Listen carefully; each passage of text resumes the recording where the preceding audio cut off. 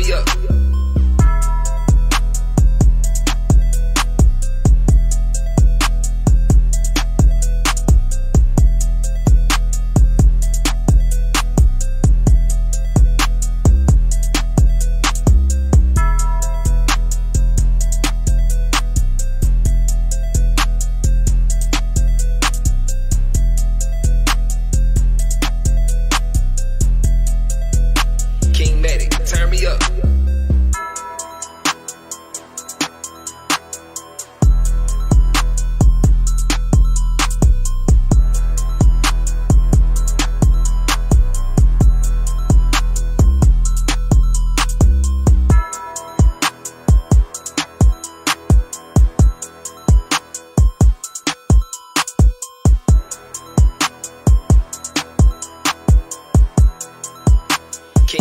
Turn me up.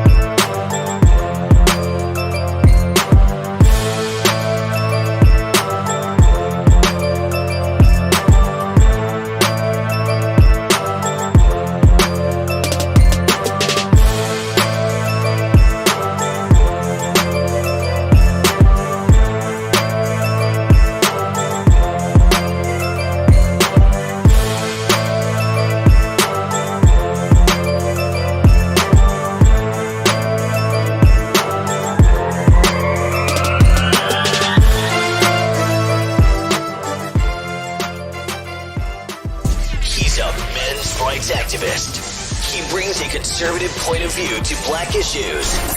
His mission, to provide a forum for honest discussions about social issues without the liberal lapdogs shutting down the discussion. Broadcasting from the American Truth Project Studios in beautiful Brooklyn Park, Minnesota. This is Conservative Nation with your host, Jermaine Buxio.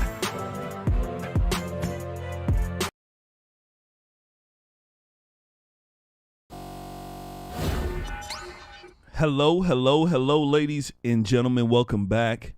Welcome back to another edition of Conservative Nation with me, your gracious host, Jermaine Buxio. How's everybody doing on this beautiful Friday evening? And let me tell you something. It's absolutely beautiful, ladies and gentlemen. You can't get around that. Make sure you guys do me a favor. Hit that like button.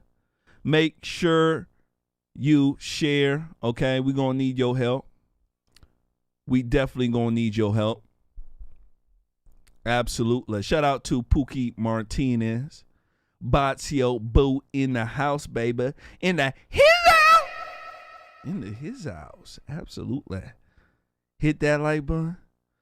Make sure you share. We're going to get it in. Absolutely. We going to get it in. And I ain't playing. We got a lot to discuss. The people are talking about Joel Osteen, right? Yeah. Joel Osteen. Yeah. Did you guys hear about Joel Osteen? Shout out to Nick Payne. Nick Payne says audio on 10. Absolutely. Right? It's on 10. Yeah. Absolutely. Audio on 10. Absolutely. Joel Osteen. Ladies and gentlemen.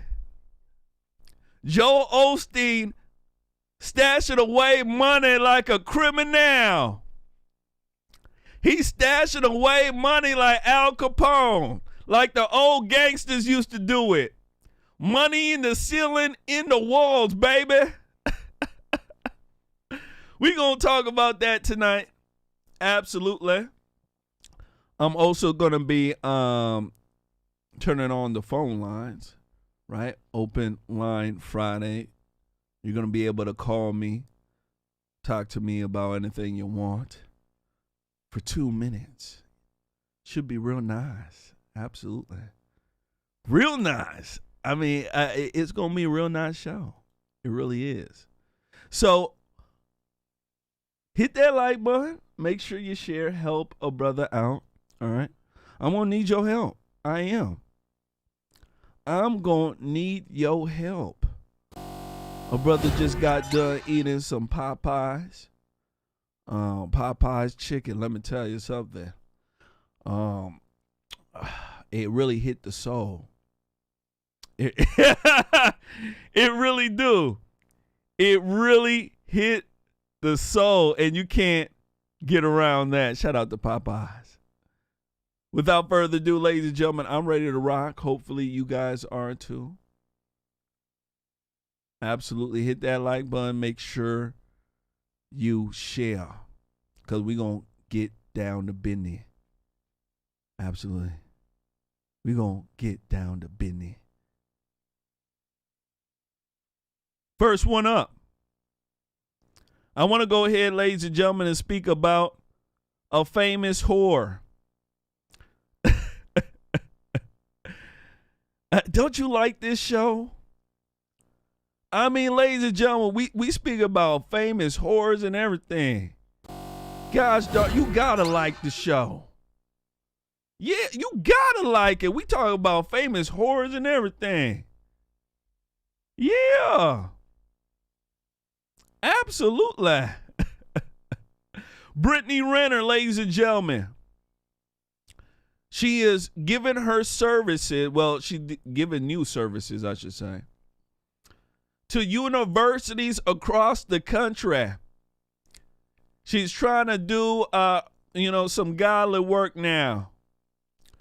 Right now, ladies and gentlemen, she is going out and advertising herself as a life coach. Now, if you don't know who Brittany Renner is, we've spoke about Brittany Renner a few times on this show.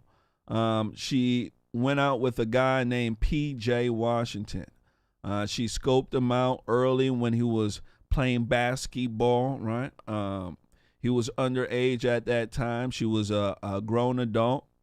And what she did was she waited till he was, in the age where she could, do some damage. And what happened was that P.J. Washington, he ended up getting a real nice deal, went to the NBA. She used him for money, meaning that, she faked a relationship. This type of stuff goes on. Women, look for, these high-profile men, right? I call them dummies nowadays. Most of them are raised by their mama, and they don't know what's going on. And Brittany Renner is what we call a vulture or shark, right? She looks at these guys as dummies and says, yeah, come and sleep with me. Come and sleep with me, right? The guy sleeps with her, and bingo, bango, check right in the bag.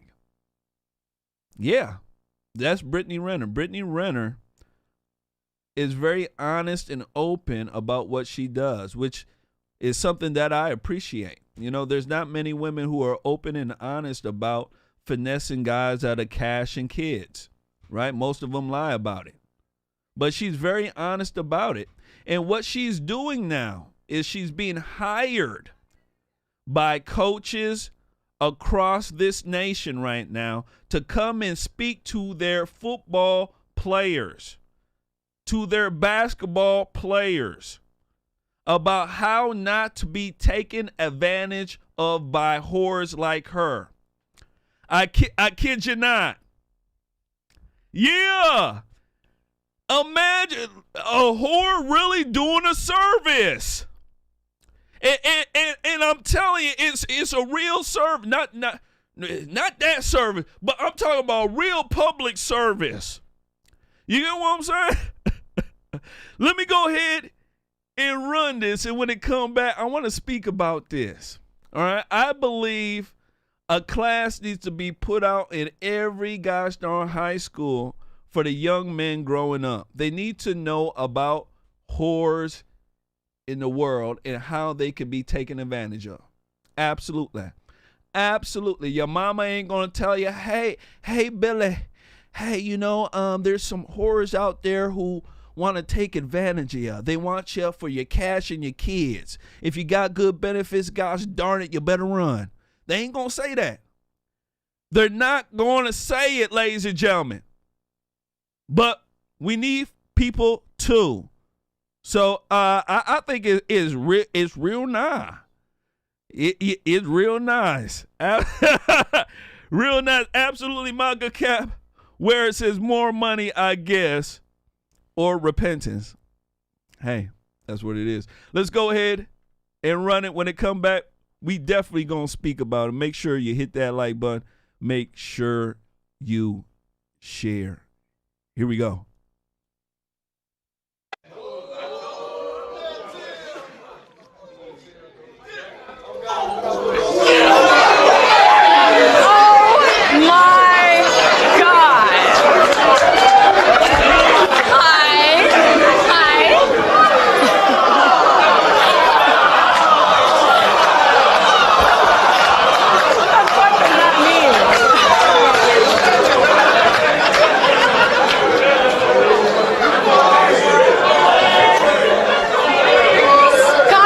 Calm down. Can you introduce yourself and let's go from step A to Z, because we got to kind of show these guys the other side of game. And that's why you gracefully blessed us with your presence, so they could understand from your point of view how this game is played. So my name is Brittany Renner, a.k.a. Bundle of Brittany on Instagram. I have been on social media for almost... Joke ain't took notes all year, but now you want to take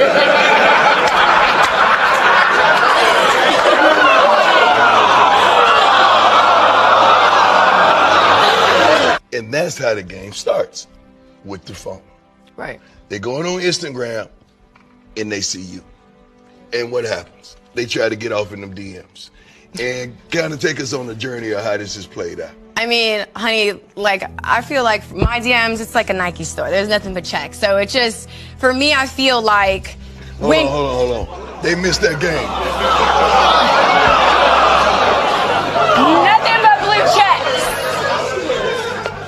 They missed that game right there. She says like a Nike store. It's like a Nike store. There's nothing but blue checks. So honestly, when you reach a certain status, you can have the pick of the litter. So for me... She don't mean checks, paper. She mean blue checks. I'm talking heavy Verified. hitters. Some of y'all's favorite rappers, NBA players, football players. It's like, to me, once you reach that level just of popularity, the world is your oyster. You can do whatever you want. And for me, my whole journey on here, I felt like my life almost felt like I was in Disney World, like I lived in Disney World. Like, you get to skip the line, you get privilege, like, people just want to be next to you. They don't even see you as human anymore.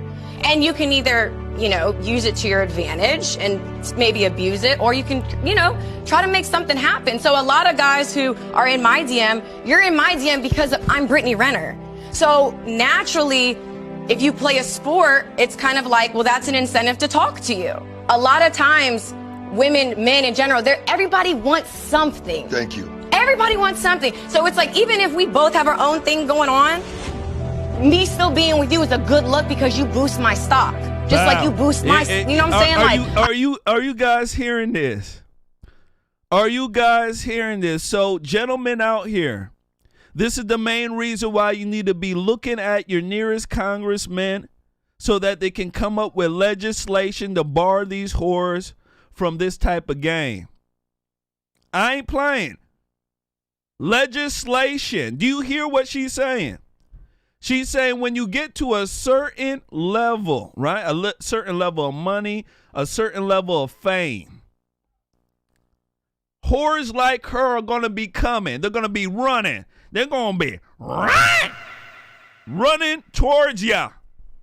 She's saying the world is your oyster, right? You get treated very well. Everywhere you go, it's like your birthday. Whores like her want to join ya, gentlemen. Guys who got big bank. Guys who got a little fame, right? These whores want to join ya. And she letting you know. That's what's going to happen a lot of the time. They just going to want you for a certain thing going forward. I boost your stock. It's just that simple. It's kind of like a give and take, but you have to be aware of what you're signing up for. You want to make it to the NFL, and it's kind of like, you do understand there's a lot that comes with that, right? There's gonna, like, how it's to be able to decipher who really loves you for you. I think that's like the $1 billion question we're all wanting to know. This is how the game is played. Question, gosh darn it. Please know that. We putting you Close up your on crotch. Why is your because crotch some of y'all open? gonna make it. I hope, pray all of y'all make it. Even if you make it in the business world, that's a whole nother category of game. In that world too, they just dress it up a little different. Yeah. The game is the same. Only thing changed is your names. Yeah. That's the stuff I just spit right there.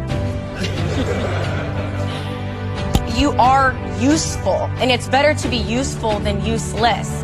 So you just have to have that understanding that, okay, I have something to offer, you know, whether that's financial, status-wise, whatever. And people do see that as a bonus to be with you.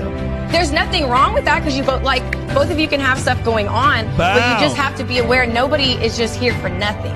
There you go. Nobody's here for nothing. And that should be a lesson to everybody, including the men. Including the men. Ladies and gentlemen, what do you guys think about this? What do you guys think? Shout out to Danielle Jaskula. Says those dudes ain't listening. They just looking at her crotch. Yeah, absolutely. That's exactly what they're doing. They ain't listening at all. My question, ladies and gentlemen, was, why is her crotch open like that? That was my main question. You know what I'm saying? Why is her crotch open like that? That's ridiculous. It really is. Really is. And you can't get around that. We got the phone lines open. I want to let folks know that too. We had the phone lines open here. 612-999-2919. Absolutely. Make sure you guys hit that like button. Make sure you share. Yeah, they ain't paying attention. They ain't worried about it at all. They're not. Not at all. And this is the type of nonsense that is going on. You know, when I speak about these things, ladies and gentlemen, I don't play around. These type of things go on all the time. All the time. I want people to understand that. No matter if you are a rich basketball player or, you know, you're a businessman, you can get taken advantage of. Now, Brittany Renner, besides her whoring around, I believe her going to these events here and telling guys what the deal is, right? How not to be taken advantage of.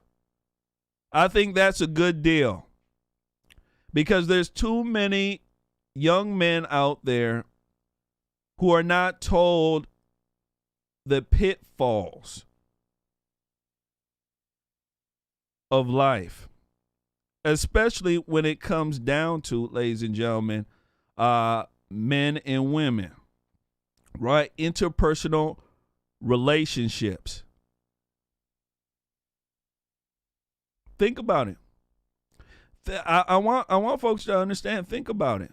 And I want the good women to start standing up because without you guys, let me tell you something.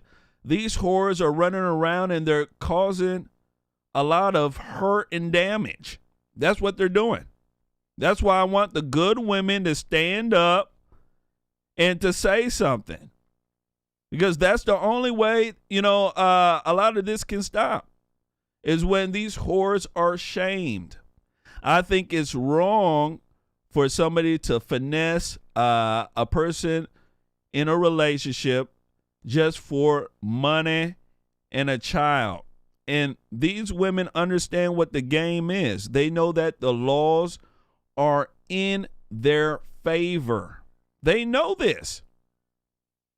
So when you're sitting here listening to this stuff, there's some women out there who just can't believe it.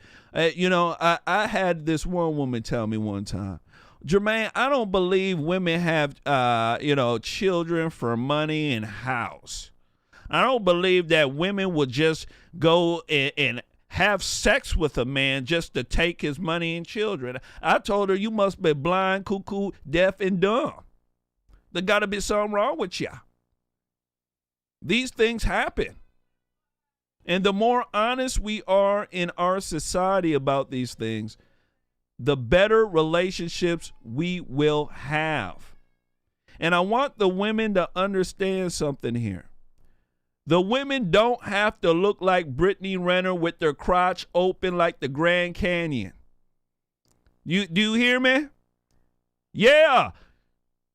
The women don't have to look like her with the crotch open like the Grand Canyon. Regular women are finessing men as well. You got a good job, you might have some benefits. Yeah. Absolutely. So it's not how can I say, limited to the whores that just look like Brittany Renner. So I just want to point that out there. I think she's doing a good public service announcement. That's what I think. Absolutely. Absolutely. You just can't get around that. You just can't get around that. Let's go ahead and move forward. Make sure you guys hit that like button. Make sure you share. Elaine Gertz says using the vagina to get his money. Absolutely. It's the oldest game in the book. It's the oldest game. A lot of men are scared to even speak about it, right? When a guy gets finessed out of his cash and kids, let me tell you something. Most of the time, he's in the dumps. He has, depression. Gosh darn, he might commit suicide. It is that serious. Absolutely. Let's go ahead and move forward. Next one up. Shout out to... She's more honest than Kamala need past hair. Absolutely. I want to go ahead, ladies and gentlemen, and speak about a Columbia student killed. A Columbia student killed a tourist, her in an NYC stabbing spree. Excuse me. This case here has gone national, and I want you guys to take a look at it. When it come back, we definitely gonna speak about it. I believe this might be in RC's area there. Might be. Here we go.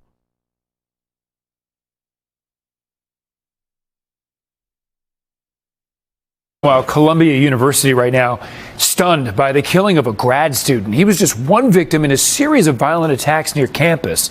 The 30-year-old student died after being stabbed at 123rd Street and Amsterdam Avenue. A second person was also stabbed just a short time later near 110th Street. He survived. And now tonight, police have someone in custody. News 4's Miles Miller is in Morningside Heights, where a vigil is being held, and we're learning more about that person taken in by police, Miles.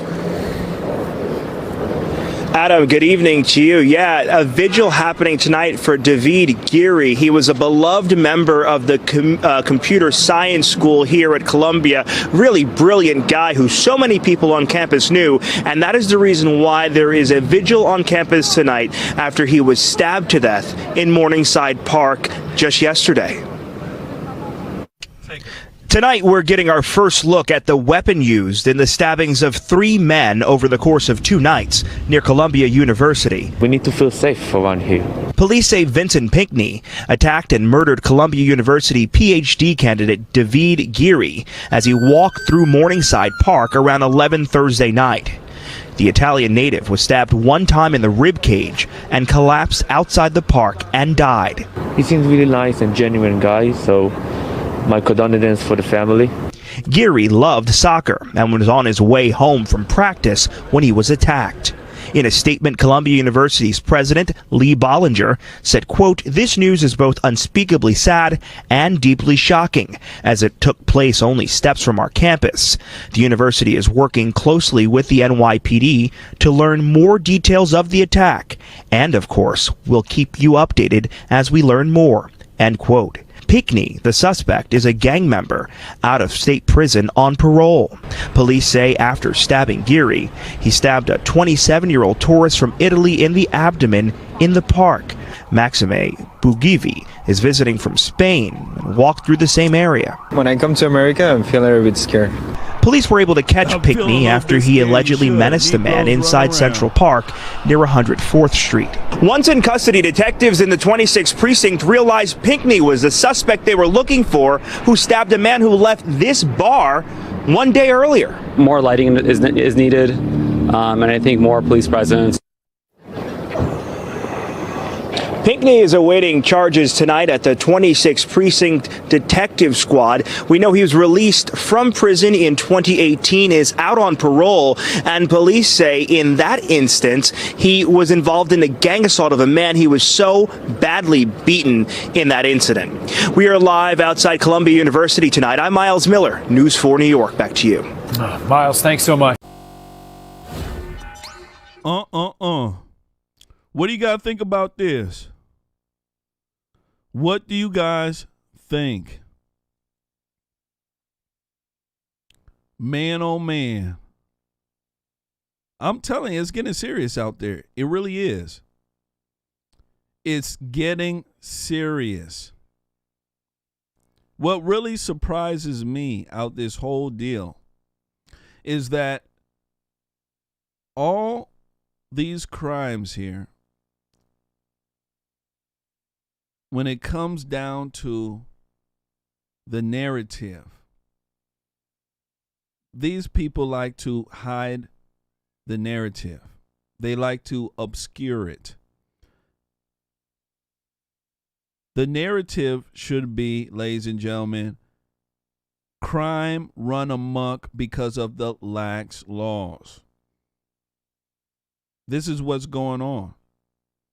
Now, I don't know who's walking through the park that late at night, especially in that area. That's kind of crazy to me. It is.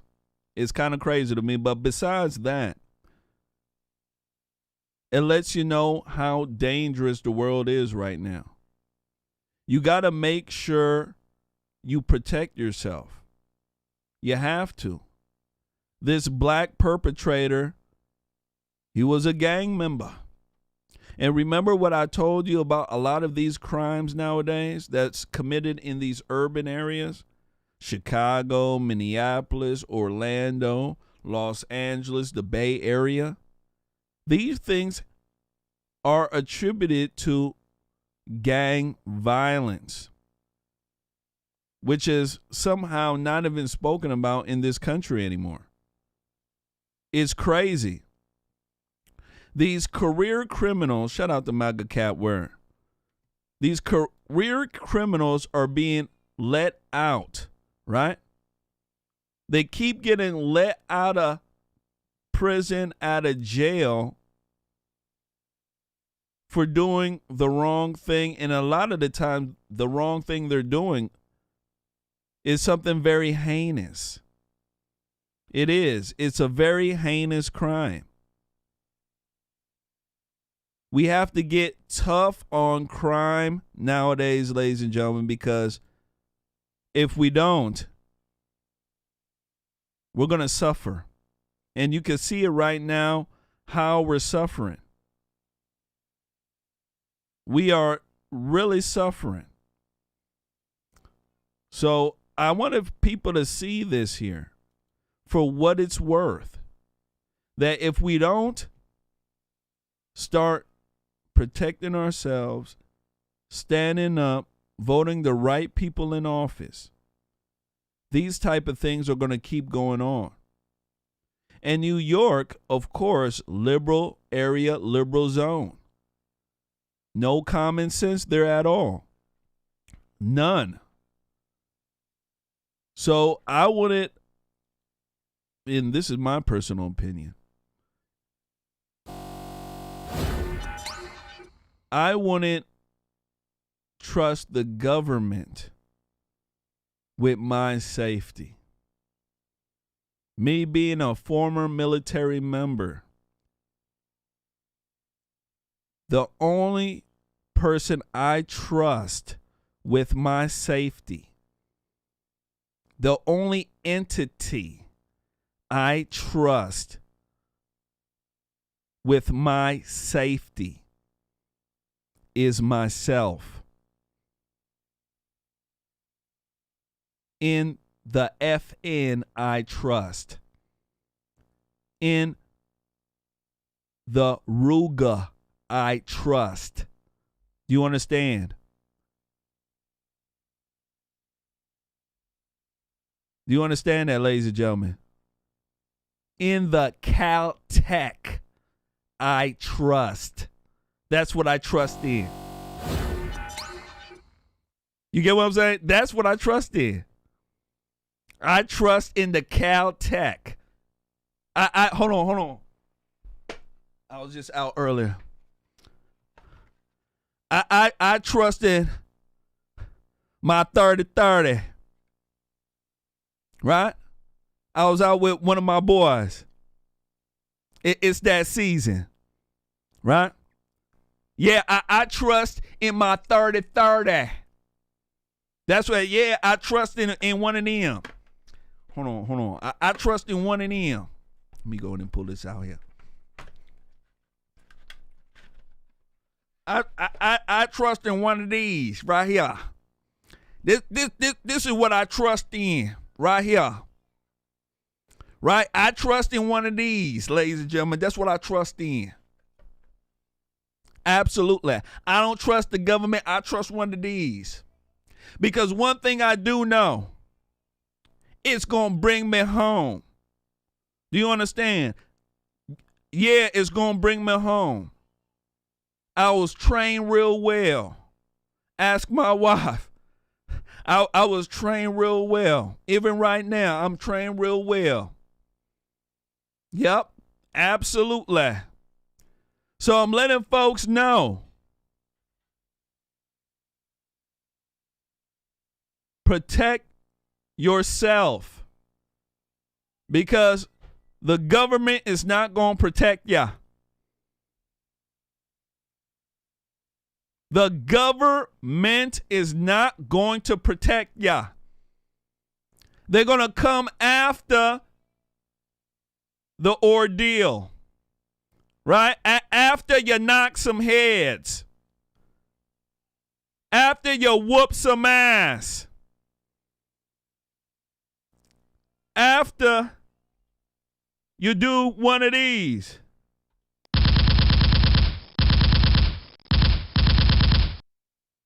After you do one of them. They gonna come. And I believe, ladies and gentlemen, that's the right time for them to come. You get what I'm saying? Yeah, I believe that's the right time for them to come because, like the saying goes, I'd rather be judged by 12 than carried by 6. Crazy. Let's go ahead and move forward. Make sure you guys do me a favor. Hit that like button. Make sure you share. Make sure you do. Let me go ahead and pull this up here, too. I just heard this buzzing bingo bango. Let me go ahead, ladies and gentlemen, give a shout out to my guy, Robert Marvin. Took the $5 challenge. Donated on our Cash App. Shout out to you.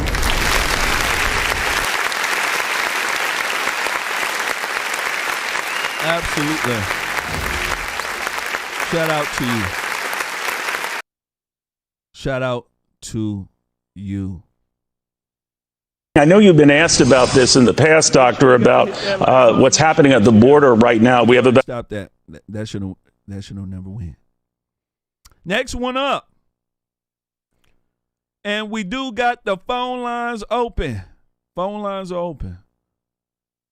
612-999-2919.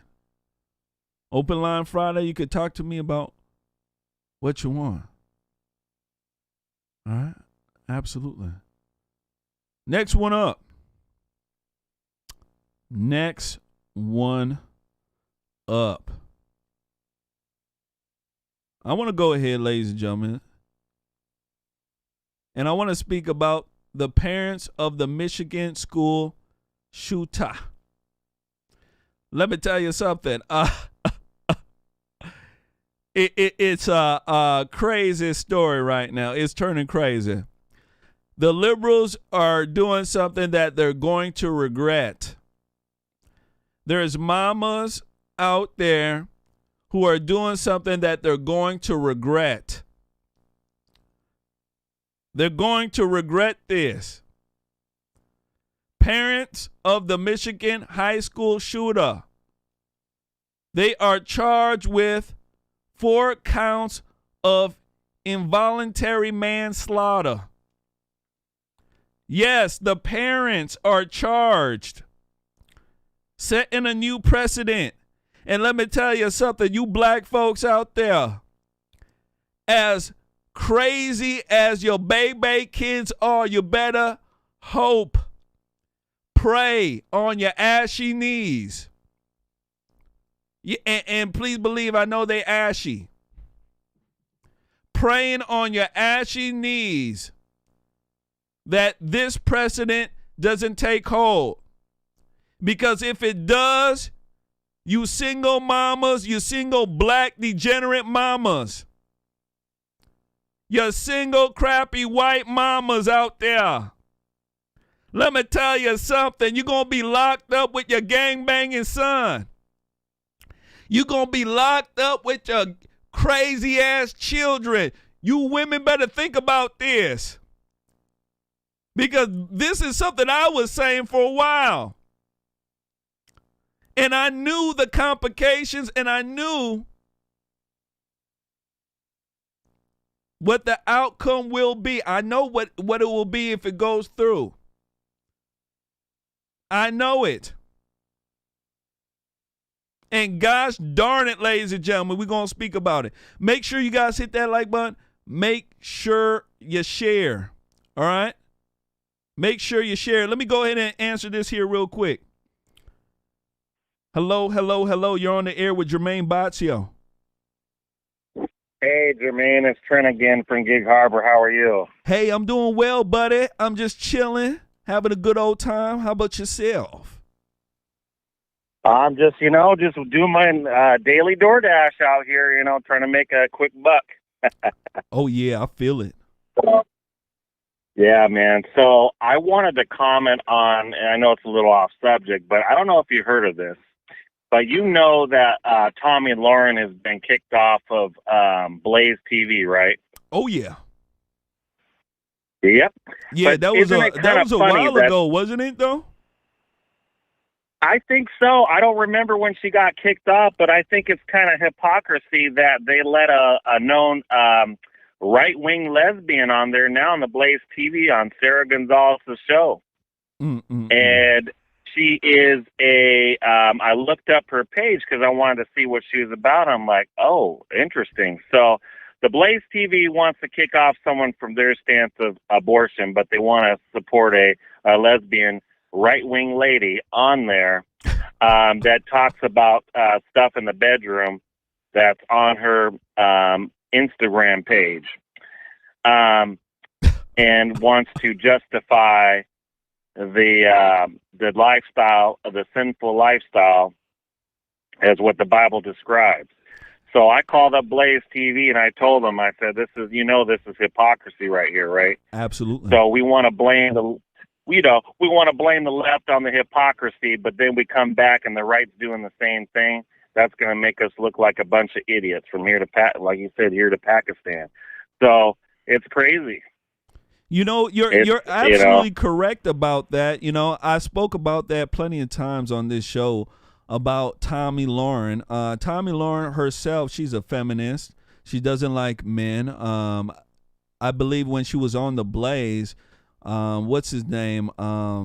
What's that guy's name? Glenn Beck. Glenn Beck. What he said was apparently he didn't know. She didn't, disclose that she was for abortion. So when that happened, he ended up kicking her off. This is what he said. Now, I don't know if that's true or not, but this is what he said. So when he found that out, he ended up kicking her out. And now I heard about Sarah Gonzalez, because she's been around for a while, but I didn't know that the Blaze picked her up and is now, she has a show and they're promoting her and stuff like that. This is the slippery slope of hell. Yeah, no, Sarah's good. It's Ariel Scarcella, who's the lesbian. Oh, if you look okay. her up, I was about to say, I didn't know. Okay. Yeah, Sarah Gonzalez is straight. She just had a baby. Apparently, she's straight, I assume. She just had a baby, and she is a very good conservative woman. Very good. Yeah, but I don't know why they would allow I didn't know she was a lesbian like that. She's been around for a while, though. Yep, Sarah Gonzalez is straight, but Ariel Scarcella is the lesbian I'm talking about, and they allow her to be on the Blaze, which is hypocrisy. And I called it out. I called them up. I said, this is hypocrisy. And the lady said, I'll forward this along. Well, you better, because you guys ain't doing anything. And it's fine. If God gives us free will. If you want to live a lifestyle, that's your business. But it just looks like we keep talking about the left and how they have hypocrisy, and then we go do it ourselves. That's not good. Not a good standard. Yeah. So it's not a good standard at all.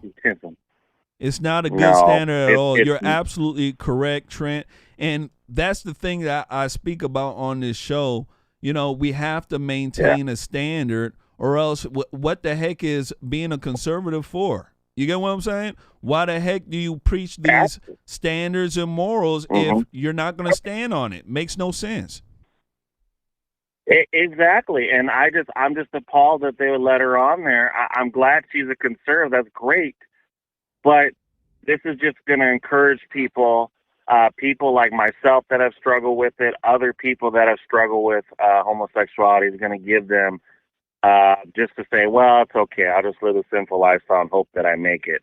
And it's very disturbing, and we've got to call it out. And I'm glad I can call it out because I'm doing my part. I share your stuff on my page, by the way. I have a conservative page. I share your stuff. I love your echoes. I love them. I call you Echo Man. So I appreciate it. I share all your stuff, and we have to, and I share it on my story in hopes that people, I share the funny stuff with you, but I hope that the message will come across and plant a seed for someone to wake up, because we have more control than the government right now, but we keep on giving in to the demonic left, and it's really sad. Yeah, so. It really is. I'd like to thank you so much for calling, brother. Thank you so much.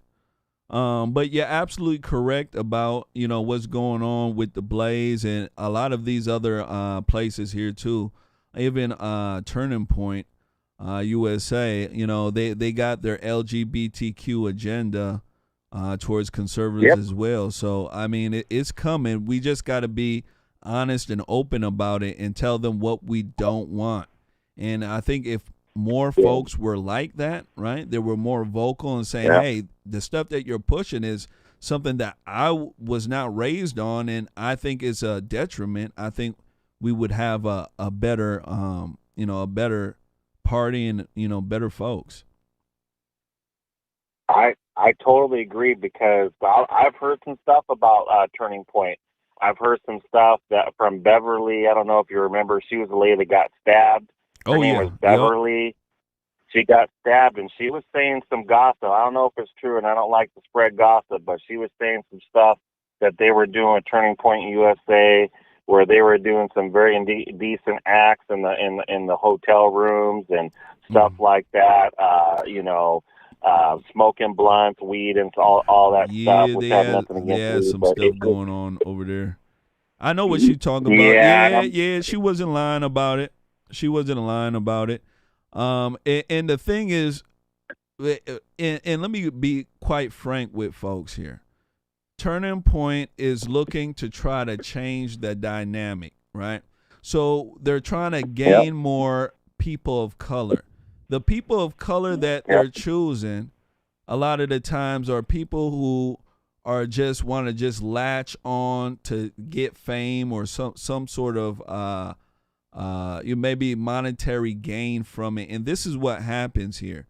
So we have these black folks who aren't really conservative, but they understand what the culture is right now, and they believe that if they act a certain way, they'll be able to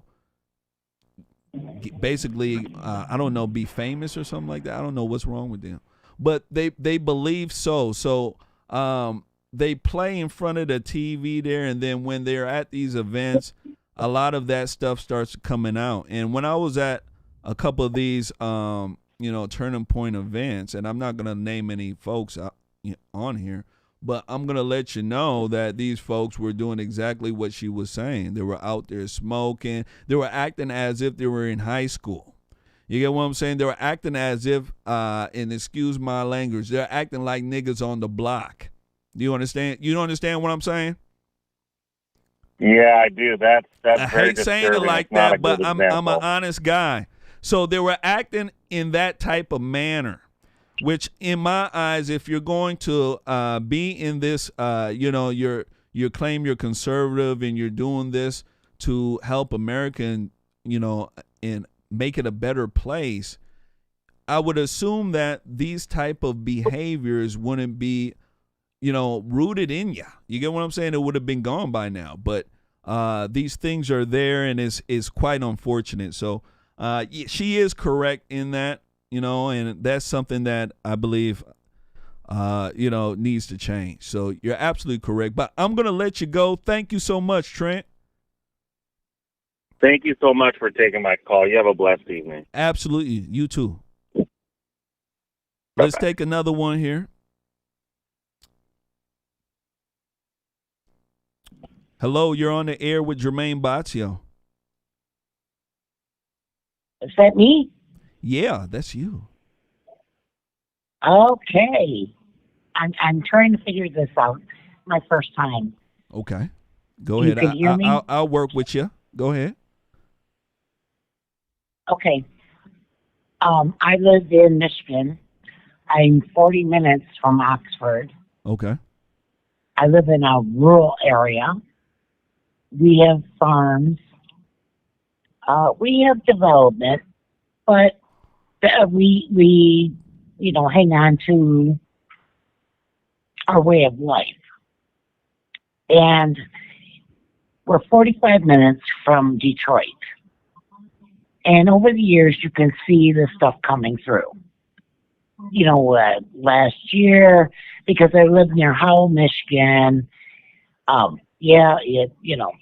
they canceled our Melon Fest for the first time because of LGBTQ, whatever, and we weren't, progressive enough. So now it takes me to today with the heartfelt somber that it's sad. were mourning. And during the vigil, somebody shouted, "We need help." It was because somebody fainted, but there was they just started trampling on people. They were so scared. The level of anxiety is so high. And when I hear all these things, across social media and across, the news, except for local, they have no idea how we feel, what's going on. We had over 100 school districts canceled because we had copycats. I don't know so where. So you guys had a copycat right after this then? It's been crazy. Copycats. 2 people, 2 17-year-olds have been arrested. They are facing 20 years for terrorism. We have strict laws in Michigan about terroristic acts. That's crazy. Which is separate from federal. And these 2 17-year-olds, one was just pissed off at the world, but here's this other kid. And I'm gonna. My producers let me know we're running out of time, so I need you to wrap it up here, sweetheart. I'm sorry. I'm sorry. Fine. But you're gonna have to wrap it up here. The other child. Yes, ma'am. The other child wanted a day off of school. So God bless you. I love your show, and we'll talk to you. Yeah, I'll be on tomorrow, Bye. so you can call back. Absolutely. Shout out to you. All right. Let me go ahead. We got some more callers here. For the callers who are online, hold on. Let's go ahead and run this clip. When it come back, we're going to speak about it, and then I'll bring you guys in, all right? Phone line, 612-999-2919. 2 minutes, please, oh, please. When you're talking, let's get to a point. All right? Let's get to a point. Look at my gray hair. Right? Yeah, you see the gray hair that I have here, right? You see how black I am, right? You know that I used to be in the military. I was a sergeant, right? I used to move troops. Yes, I tell folks to move like you have a purpose. Yeah. Move like you have a purpose. So when you call, right, 2 minutes, you're talking to me like you have a purpose. Right? That's it. I want folks to call. You have a purpose of why you're calling. All right? Absolutely. Here we go. Make sure you share. Breaking right now, the parents of alleged Oxford school shooter Ethan Crumbley are on the run. Police can't find them. James and Jennifer Crumbley have not been seen since at about noon. And we want to get you to a news alert right now out of Michigan. A prosecutor has filed involuntary manslaughter charges against the parents of a 15-year-old accused of killing 4 students and wounding 7 other people at a Michigan high school. James and Jennifer Crumbley were each charged with 4 counts. Prosecutors say their son used a semi-automatic handgun purchased by his father just days before that shooting. And just hours before, he and his parents met with school officials about behavioral problems. It went far beyond just a negligent parent, and fully support and advocate holding them responsible if that meets the threshold and the elements are there. The teen is now in a county jail charged with 24 felony counts, including terrorism and first-degree murder. Prosecutors are expected to give an update soon on this case. We will be sure to let you know when we get any more information. Ladies and gentlemen, what do you got to think? What do you think? So the parents are charged. The kid is charged 24 counts. Parents are charged 4 counts. Big deal. The reason why it's a big deal is because, ladies and gentlemen, it sets a precedent. It really does in this country. That parents need to take responsibility for their children. That's the precedent it's setting right now. And the thing is, if this goes through, they're charged and they're convicted. There are going to be a boatloads of parents who are going to be in a lot of trouble, especially single moms, because single moms have one of the worst children, and your children, let me tell y'all, a lot of the time are doing these type of crimes, drive-bys, joining gangs, fighting this nature. It's really going to be a hamper on a lot of folks. I want people to understand it. And I believe, in a sense, that parents need to be held responsible to a certain degree when it comes to their children in some of these crimes. Because I can tell you there's a whole bunch of parents out there who don't give a crap about their child, and their child is stealing, robbing, and doing the most. I want folks to understand that. Stealing, robbing, and doing the most. There's a whole bunch of mamas who are clapping about this.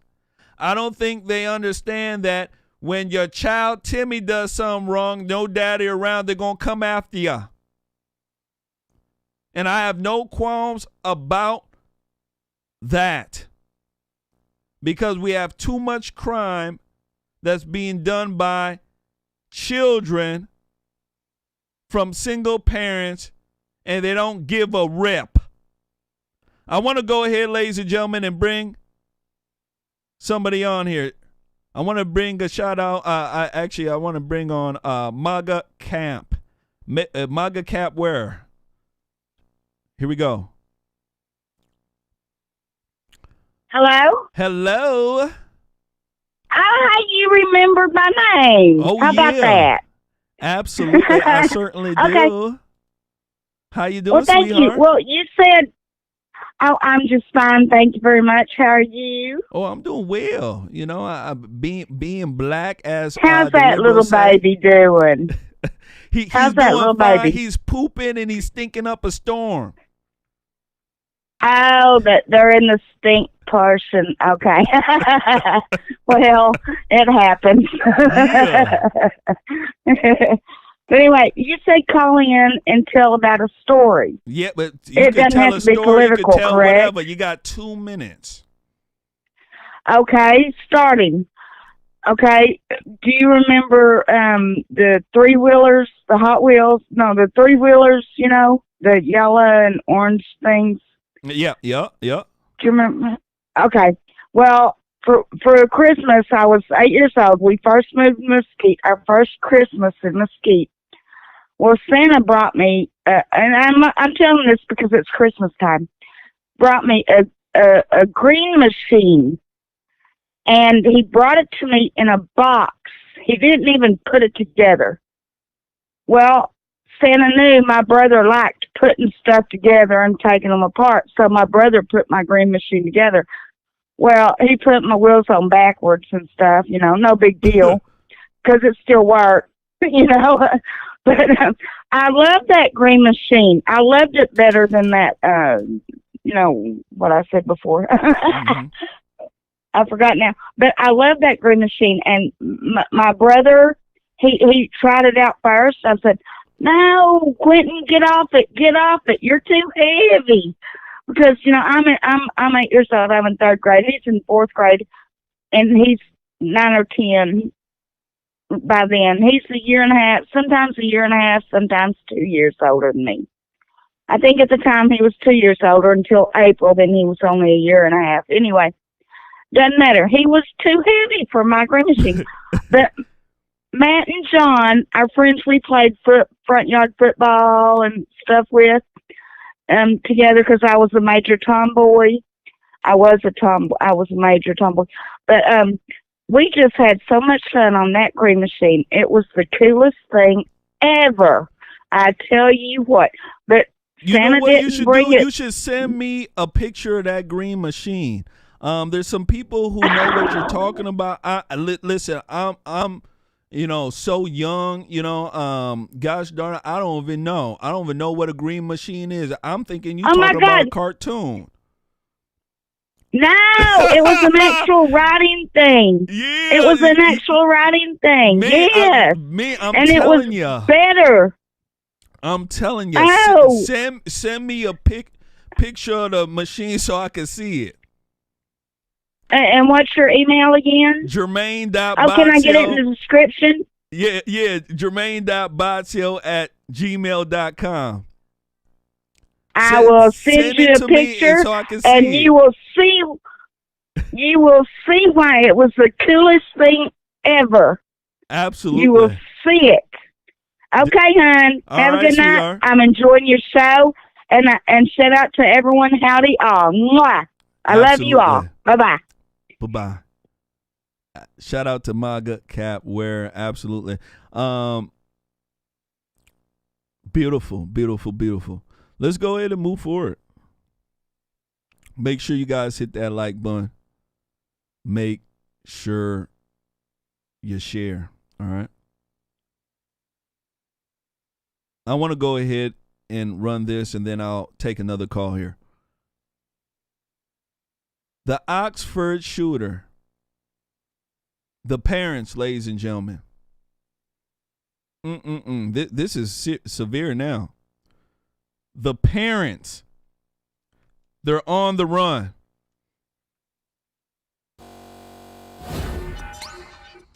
The parents are on the run. They didn't make it to the arraignment, apparently.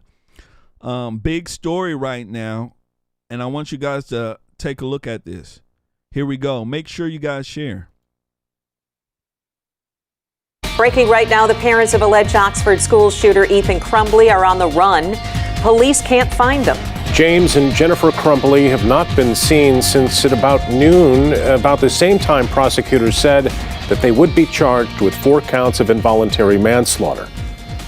Hi, everyone. I'm Brian Sterling. And I'm Susan Shaw. They were supposed to appear in court to be charged. They have not shown up yet. This is video from earlier this week when they appeared virtually for their son's arraignment. News 8's Kyle Mitchell live in the newsroom laying out all the new information now coming out from prosecutors today about the shooting. Kyle. Brian and Sue, we got a much better picture of what happened and didn't happen leading up to that deadly school shooting. Here's what the prosecutor said led up to the shooting rampage. Now, the gun was purchased on Black Friday by James Crumbley. Ethan was present for the purchase as it was a Christmas gift. Later that day, Ethan posted photos of the gun on social media with the caption, quote, "Just got my new beauty today." On November 27th, Jennifer Crumbley posted on social media, quote, "Mom and Sunday testing out his new Christmas present." The day before the shooting, a teacher saw Ethan searching ammunition on his phone. The parents were left a voicemail about that, but the school received no response from either parent. Jennifer Crumbley texted her son after that, quote, "LOL, I'm not mad. You have to learn not to get caught." The morning of the shooting, a teacher saw a note on Ethan's desk, which contained a disturbing drawing of a handgun and a picture of a person who appeared to have been shot twice and bleeding. And the parents were immediately summoned to the school and met with officials around 10 that morning. By the time that meeting happened, officials say Ethan had altered the drawing. The school told both parents they were required to get their son into counseling within 48 hours. The parents resisted the idea of pulling Ethan from class for the day. They left the building without their son. At a press conference today, Oakland County Prosecutor Karen McDonald said that when the news of the shooting became public, both parents responded in different ways. When the news of the active shooter at Oxford High School had been made public, Jennifer Crumbly texted to her son at 1:22 p.m., quote, "Ethan, don't do it," end quote. At 1:37 p.m., James Crumbly called 911, reporting that a gun was missing from his house and he believed his son may be the shooter. Further investigation revealed that the 6-hour 9mm handgun purchased by James Crumbly was stored unlocked in a drawer in James and Jennifer's bedroom. The gun recovered from the shooter at the school after the shooting was the same gun that was purchased by his father, James Crumbly, on November 26, 2021, in the presence of his son.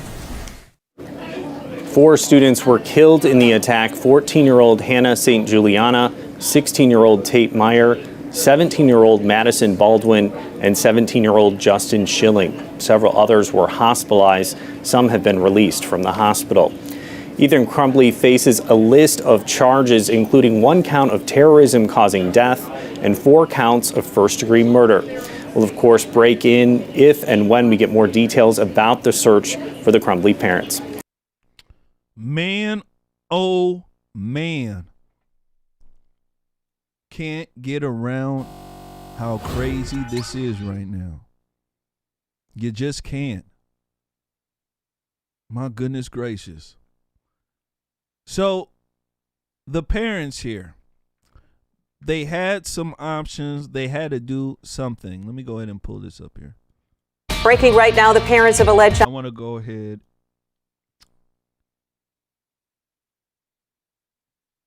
and transition.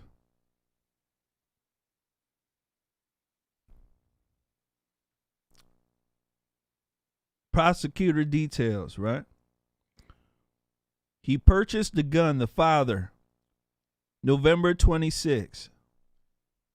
Ethan Crumbly posted a photo of the firearm on social media the same day. Jennifer Crumbly posted social media, Mom and Sunday, testing out his new Christmas present on November 27th. Teacher saw Ethan searching ammunition day before shooting. Parents were notified but never responded.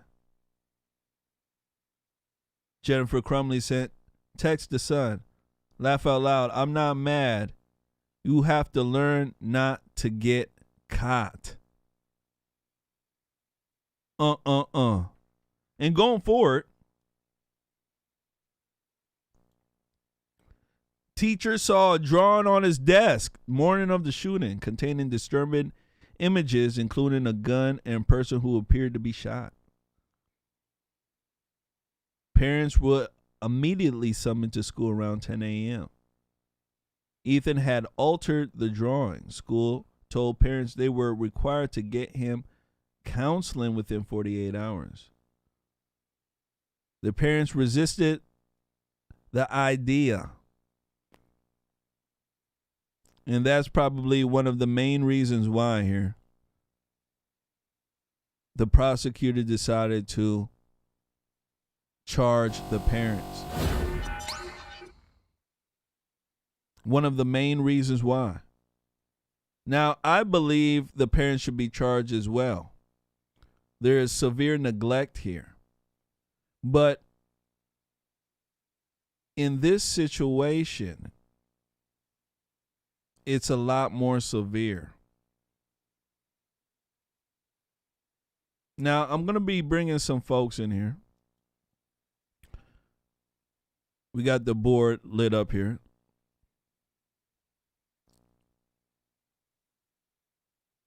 Let me go ahead and bring in 904. Here, we'll start with you. 904 775. It's your boy Ron G. Hey, how you doing, Ron? Jermaine, it's your boy Ron G. How you doing? Yeah, you know what? Hey, I'll tell you what. I'm doing good. How about you? Hey, I'm doing fantastic. Hey, but you know what the crazy part is? Like, you just saved me. Like, I might be able to do it, in 2 minutes now, because that is, like, if you talk about a perfect segue, that was it, because that's what I was calling about. I wasn't going to get on here and be like, when I was just a baby boy, my mama used to tell me these crazy things. You know what I mean? Like, that is, like, it was like, perfect. Like, now, because, and when I say that, like, the reason why I was calling, because, okay, like, everything you just showed is, like, and the only thing, the only thing you did, well, no, you did talk about it after with, like, the pictures and stuff.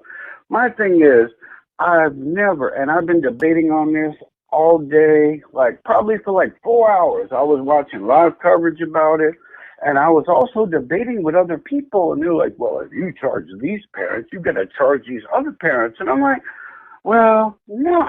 These parents were like, LOL, don't get caught next time, and this and that. And it's like, my thing is, the school should be, the school should be in trouble a little bit as well, because, I mean, look, I got a 13-year-old, and that will never happen. It would never happen. I mean, I wouldn't let it happen, to get to that point. Absolutely. You know what I mean? But with, you can't say never, because you never know. With 13 teenagers, you never know. But I'm just saying, like, I will make sure, like, everything we got, quality checks and, emotional checks, and we got things, unless I don't get them that gamer PC for Christmas. But we'll talk about that later.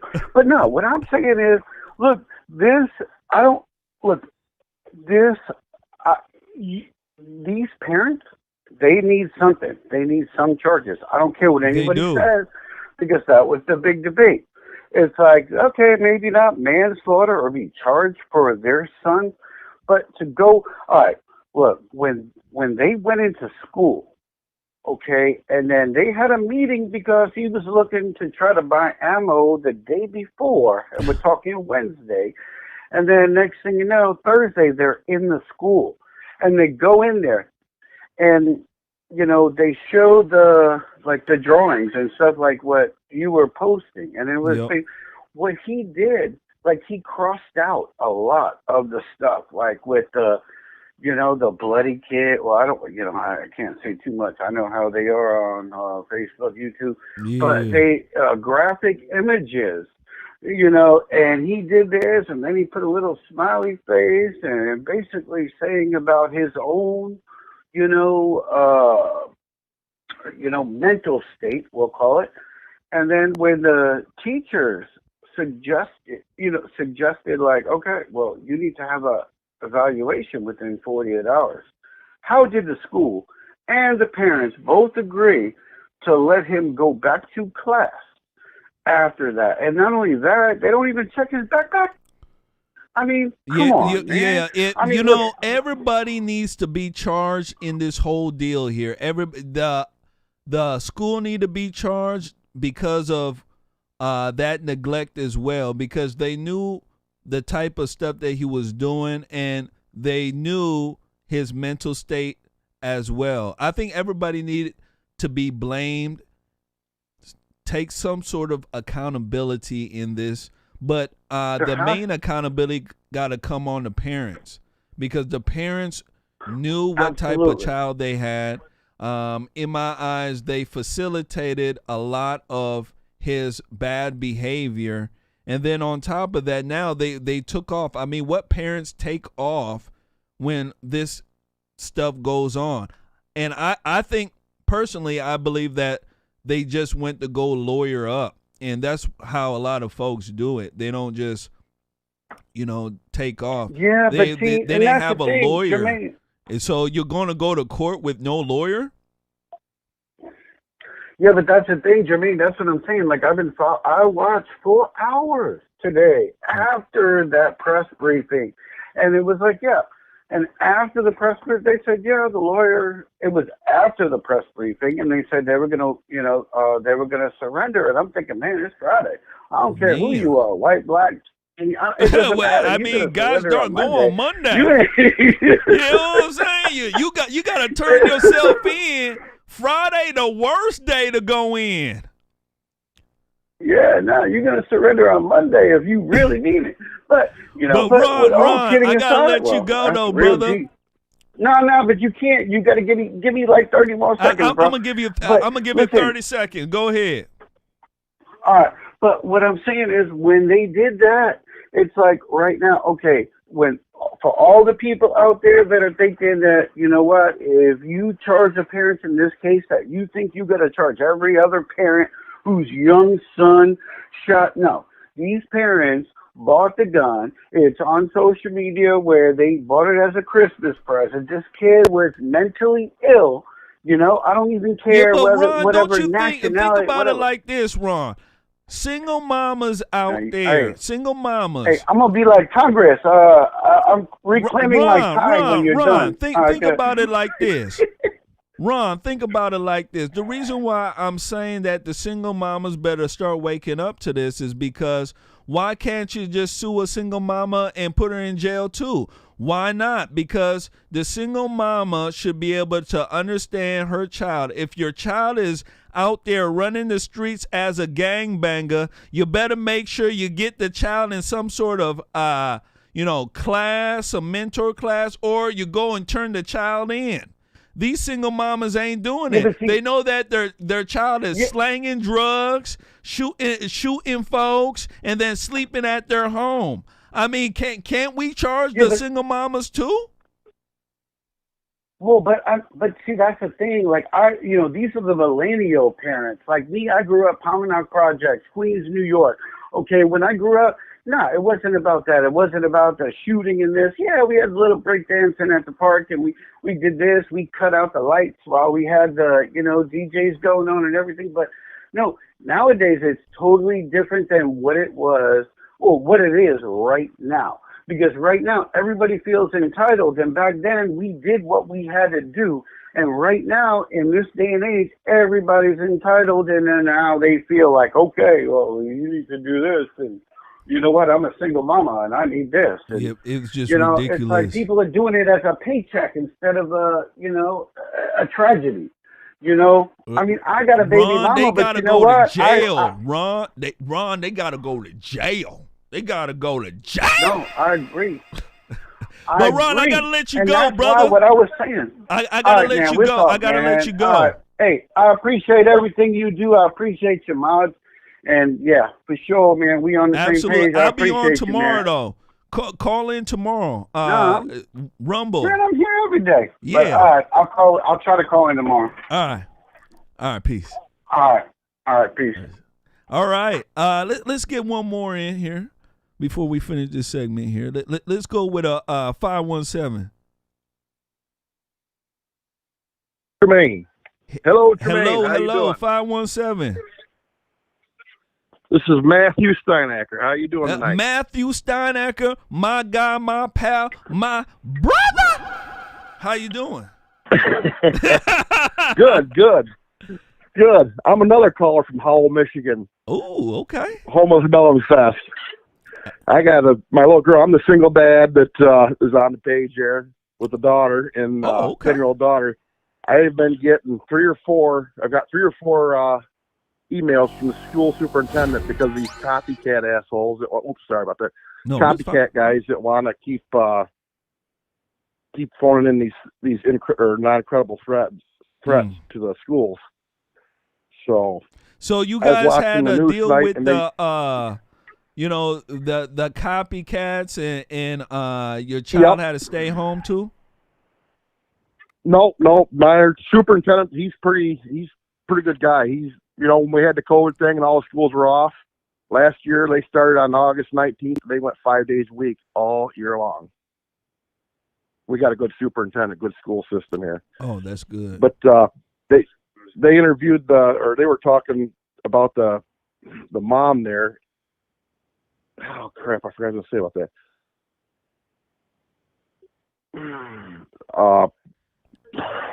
I hate losing my train of thought sometimes. No, don't you worry.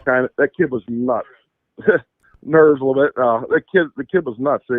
So mom what do you dad think about deserve this it. whole? I want to get your take on this. So I was speaking with Ron just earlier, and he agrees with me that the mama need to be charged. All right.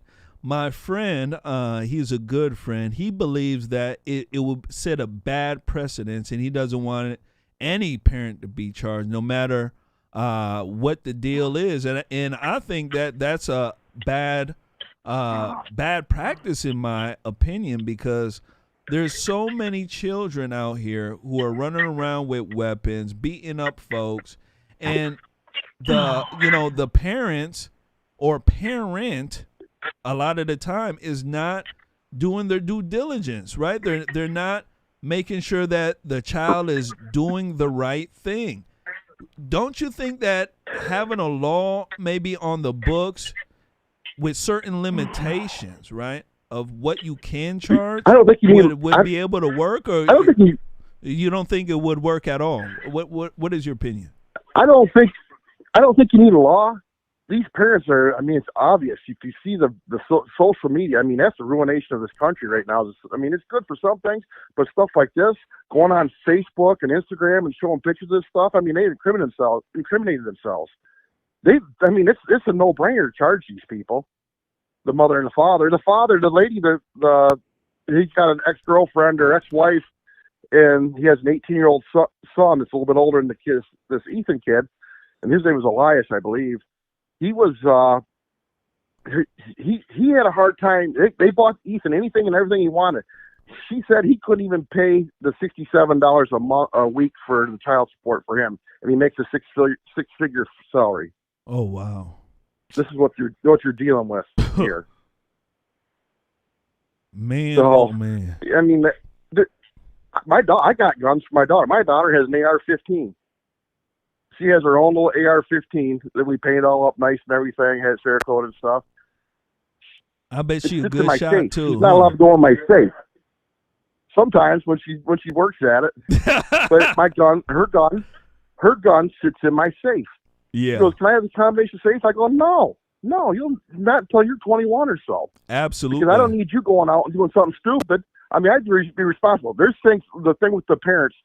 There's some parents that try real hard to get things done, make sure the kids are doing the right path, but if they have bad influences, how can the parents be responsible when they've done everything they could in a situation that would be similar to this, but weren't buying the kid a gun? They weren't doing stupid stuff like these parents did. Why should they hang? You know what I mean? Yeah. That isn't right. That's exactly where I think the rubber meets the road with my friend. Like, why would that happen to a parent that did everything they could in their own ability to make sure that the kid did everything correct, and something like this happens? So I mean, it's a slippery slope, ain't it? The school actually wanted them to take him home until he got help, and the parents insisted he stayed there. He stay in school. Yeah. Yep. I think they that's really. I mean, that's another thing right there. That's on the school. The school says no, he's not. He's out. He's out till he gets help. Yeah. Now that's where the schools, I think, should be liable. Yeah, because the school didn't have to listen to the parents at all. Right. Yeah. Right. So I mean, I would be. If I was a lawyer, I'd be advising, hey, I'd go after the school district. They should have. They had a chance to send him home. Don't care what the parents say. Send them their grandma and grandpas, whatever they got to do. He can't be in the school. I guarantee you, when I was a kid, when I was getting in trouble, they told me to get the hell out of school. They made sure I was out of school. So, I got a funny thing for you here. I'm sitting there watching Channel 7 Detroit News tonight, and they got a lady on there with an African name and everything, dark as you, and she's got a white girl's hair on her. She got a hair hat, don't the white she? Girls, yeah. And the scalp did not match the forehead. There you go. Shout out to Matthew Steinek. I gotta let you go, brother, and move on to our next one. But shout out to you. Yep, thank you, sir. Absolutely. You take care. Yep. So there you guys go. There you guys go. everybody is starting to see these hair hats that I've been talking to you guys about. These hair hats that are out here. All you got to do is start looking at the news. These black women, every day they walk out, it looks like Halloween. Right? When I say this, my sister always get mad at me. She used to wear hair hats. She don't wear hair hats anymore. You know why? Me. Yeah. Yeah, my sister stopped wearing hair hats because her brother kept making fun of hair hats. Absolutely. I thought it was absolutely ridiculous. You're wearing a hat, a hair that don't even match your features. And then on top of that, you go and get some crazy colors. Black women run around with crushed red velvet hair, the green machine hair, hair looking like a cheetah. Ladies and gentlemen, these folks crazy. So all you got to do, turn on the TV. Every black woman you see, hair hat from here to Pakistan. Let's go ahead and move forward. So these parents here, and I want to go ahead and reiterate this message here. These parents are on the run. I believe that maybe these parents are going to go get a lawyer. All right, they were charged and arraigned pretty quick. They should have gotten a lawyer and lawyered up. Maybe they didn't think they were going to get charged. But a lot of the times when this type of stuff happens, where, quote unquote, hey, I think they went on the run and you just charged them. Usually they go run to a lawyer. I mean, that's what smart folks would do. You just got charged. You're not, the dumb thing to do, and I'm letting folks know, right? Jermaine, corrections law enforcement degree, right? I'm letting you know. Dumbest thing you could ever do. You're charged with whatever crime. Dumbest thing you can do is to go down to the court and turn yourself in without any proper legal representation. I don't care what you have been charged with. That is the dumbest thing to do. Hold on, let me say this again. The dumbest thing to do is to turn yourself in without proper legal representation. Because once you get down there and they have their paws on you, they can do stuff to you that is illegal that you don't even know. You wouldn't know all the proper procedures and the things that are going to happen. And on top of that, they're not going to allow you to, make a call right away and do all these things. All these things that you need to prepare yourself inside of your brain, right? You need that lawyer to give you that advice. So my humble estimation, they're not on the run. Idiots will put their on the run. If they're missing for longer than 2 or 3 days, I'd believe they're on the run. But as of right now, my humble estimation, they went to go find a lawyer. And that's what I would do. You're charged. They want you to come down. Gosh darn it, go get a lawyer. Just go run down there. So that's what it is. Let's go ahead and move forward. Make sure you guys hit that like button. Make sure you share. All right. I'm going to need your help. Shout out to Jerry Lewis. Jerry Lewis says, I see hair hats at least once a day. Absolutely. Shoot, living in Minneapolis, I see hair hats everywhere I look. I'm telling you, hair hats wherever I look. Can't make this stuff up. Let's go ahead and move forward. Man, I want to speak about Joel Osteen. Yeah, apparently people are calling him a loser.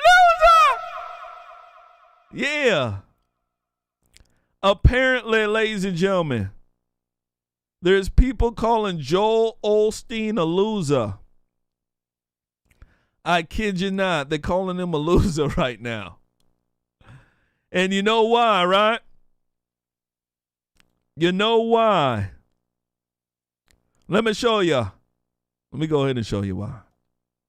Let me pull this up here.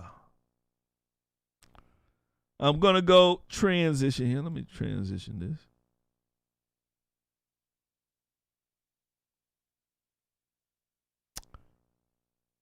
Take a look at this.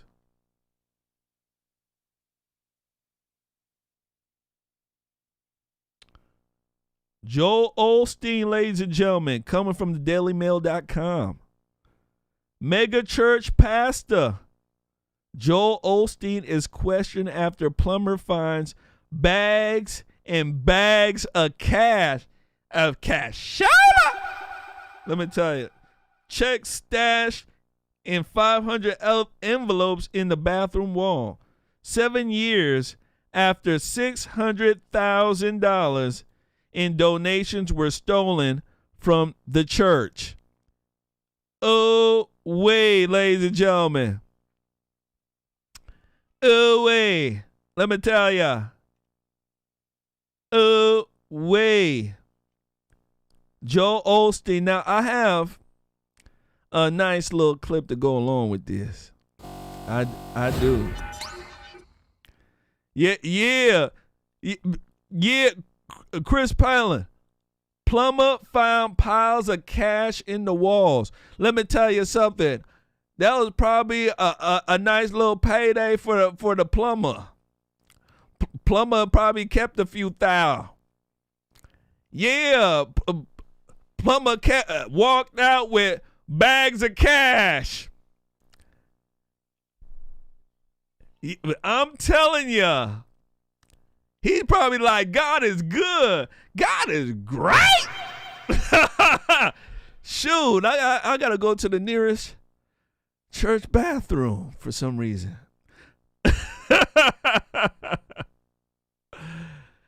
I want to go ahead, ladies and gentlemen, and run this clip. When it come back, I want to speak about it. When it come back, we will go ahead and answer some more phone calls.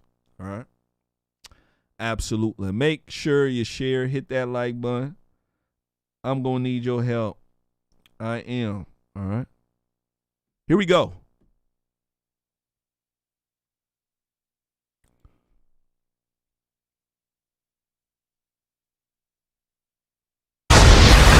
Now to developments in a story that KPRC2 has been tracking for years now. Hundreds of thousands of dollars reported missing from Lakewood Church may have been found in a bathroom wall of the church. I mean, it may sound hard to believe, and the claim made on a radio show is raising eyebrows all over Houston. We're talking about a $600,000 reported theft here. KPRC2's Rochelle Turner talked to one of the DJs who heard the claim this morning. Rochelle, this is just simply wow, pretty unbelievable. Christine, Andy, wow, crazy. Can you believe it? Oh my gosh, really? Yes, that is what many people are going to be thinking once they watch this story. A plumber just doing his job at Lakewood Church discovered an undisclosed amount of money. It was the craziest phone call we've ever had. Meet George Lindsay. He's the morning show co-host for the Morning Bullpen at 100.3 The Bull. It's the greatest job ever. This morning, the co-host asked people about valuable things they found and received a call from a plumber who recently did some work at Lakewood Church. There was a loose toilet in the wall, and we removed the tile. Well, they removed the tile. Went to go remove the toilet, and I moved some insulation away, and about 500 envelopes fell out of the wall. And I was like, oh, wow. Back in 2014, the Megachurch made headlines after someone stole $600,000. Obviously, this case remains under investigation. 7 years later, a man fixing a toilet at the church discovered money in the walls. I went ahead and contacted the maintenance supervisor that was there, and I went ahead and turned it all in. In a statement, Lakewood Church said recently while repair work was being done at Lakewood Church, an undisclosed amount of cash and checks were found. Lakewood immediately notified the Houston Police Department and is assisting them with their investigation. HPD has not confirmed if the money stolen years ago and the money found by the plumber are related. But Lindsay says investigators would have never known about the money if it wasn't for the plumber who discovered it. There's still a lot of questions. If it's that money, why did they never go back and get that money? It's like I said, it's like a movie. I really think I could make a 10-part series on Netflix out of it. And it's still unclear at this hour just how much money that plumber found at the church. It's something that I'm working to get answers for you at 6 o'clock. But a few years ago, when we first reported this story, Crime Stoppers was offering a $25,000 reward. Coming up at 6, you'll hear what the caller had to say when he was asked about that reward. For now, reporting live in Southwest Houston, I'm Rochelle Turner, KPRC 2 News. Wow, all right. Man, oh man, ladies and gentlemen. Man, oh man. What do you got to think about this?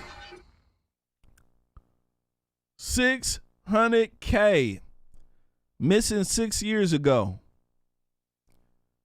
Plumber doing some work. Shout out to Pookie Martina. Yeah, that's some expensive walls, I can tell you that. Doing some work, found 500 envelopes. I'm wondering how much cash is in there. Cashola. Now, Joel Osteen, he was questioned about this apparently for 14 hours by investigators. I kid you not, 14 hours. Joel Osteen. Yeah, I could tell you he was really moving his lips then for the Lord. I could tell you that. 14 hours. I bet you he was tap dancing in that room. How can he not know about the $600,000 that was missing, right? Stolen. How can he not know that there's money stashed in the walls? He knows. Now, ladies and gentlemen, I want to just make this prediction here. Remember when, what was it, Hurricane Katrina? It was one of them hurricanes. And remember, Joel Osteen took some slack because he didn't open his church to allow people to come in for shelter. Remember that? Yeah, remember that. I'm thinking that, he didn't want people to be sleeping in there and getting too comfortable with the place there. You get what I'm saying? Shoot, they might bump into a wall and bingo bango, a few thousand drop out. That's what I'm thinking.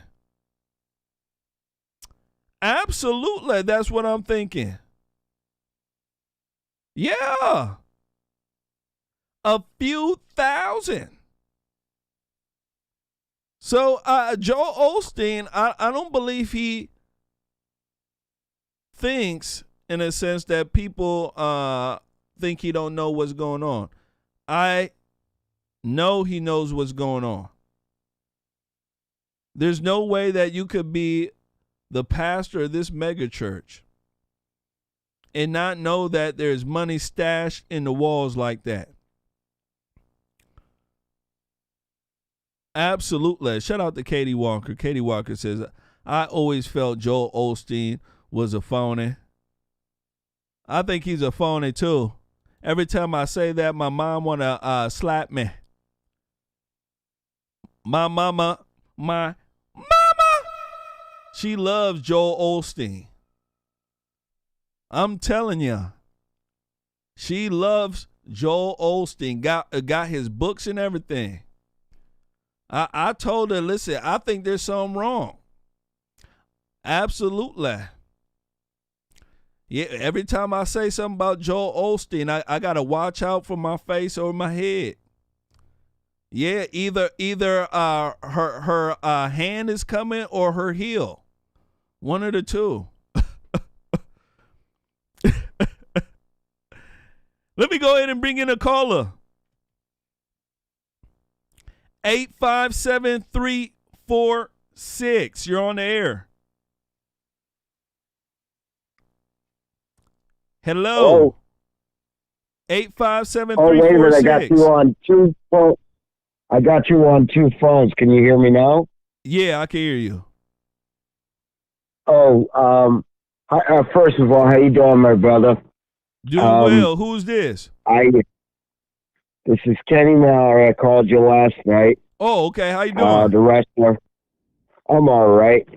And I made comments about the shape of your head and stuff like that, but oh yeah, it was in a brotherly gesture. Oh, don't you worry about that. You know I'm a man. All right. You're a man. You're a man. Two things I wanted to talk about. First of all, I am a plumber. And if I found that money in the wall... That's what I said. Shoot, I'm not talking to anybody. I'm not talking to anybody. You know, it's done. But prior to that, you were talking about the, what do you call them, the hair hats? Oh, yeah, the hair hats. I think it's a worse problem than you understand. I mean, you obviously understand about the squigglies in the hair. But to walk around in day-to-day life seeing nothing but black women with these hair hats on, okay? I think it's devastating to black culture. It is. Okay? Because it's a false image of what a black woman is. And not only that, it shows that you have no identity or no reality as a person. You follow what I'm saying? I know exactly what you're saying. Man, if you're around me, I'll give you a hug. It's the exact thing that I've been saying for a very long time. How crazy do you have to be to wear somebody else's hair that don't match your features for weeks or months at a time, and you don't even take it off?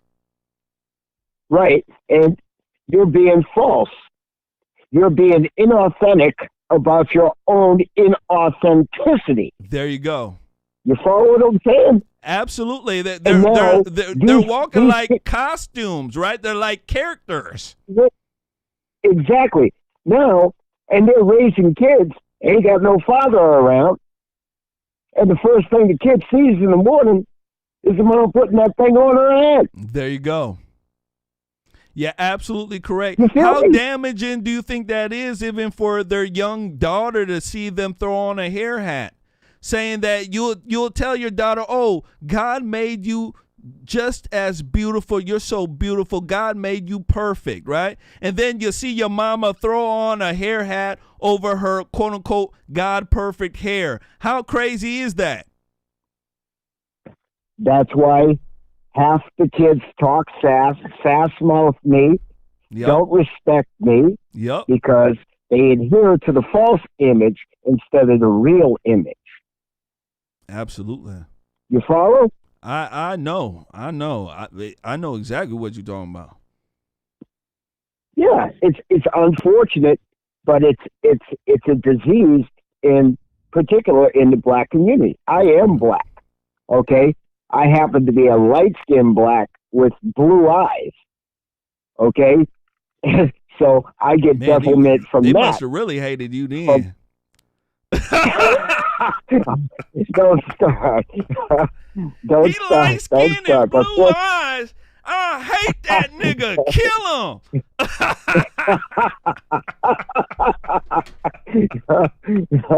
But I was fortunate enough to meet a white man in life who taught me the sport of wrestling and ended up winning the national, 4 national titles in wrestling.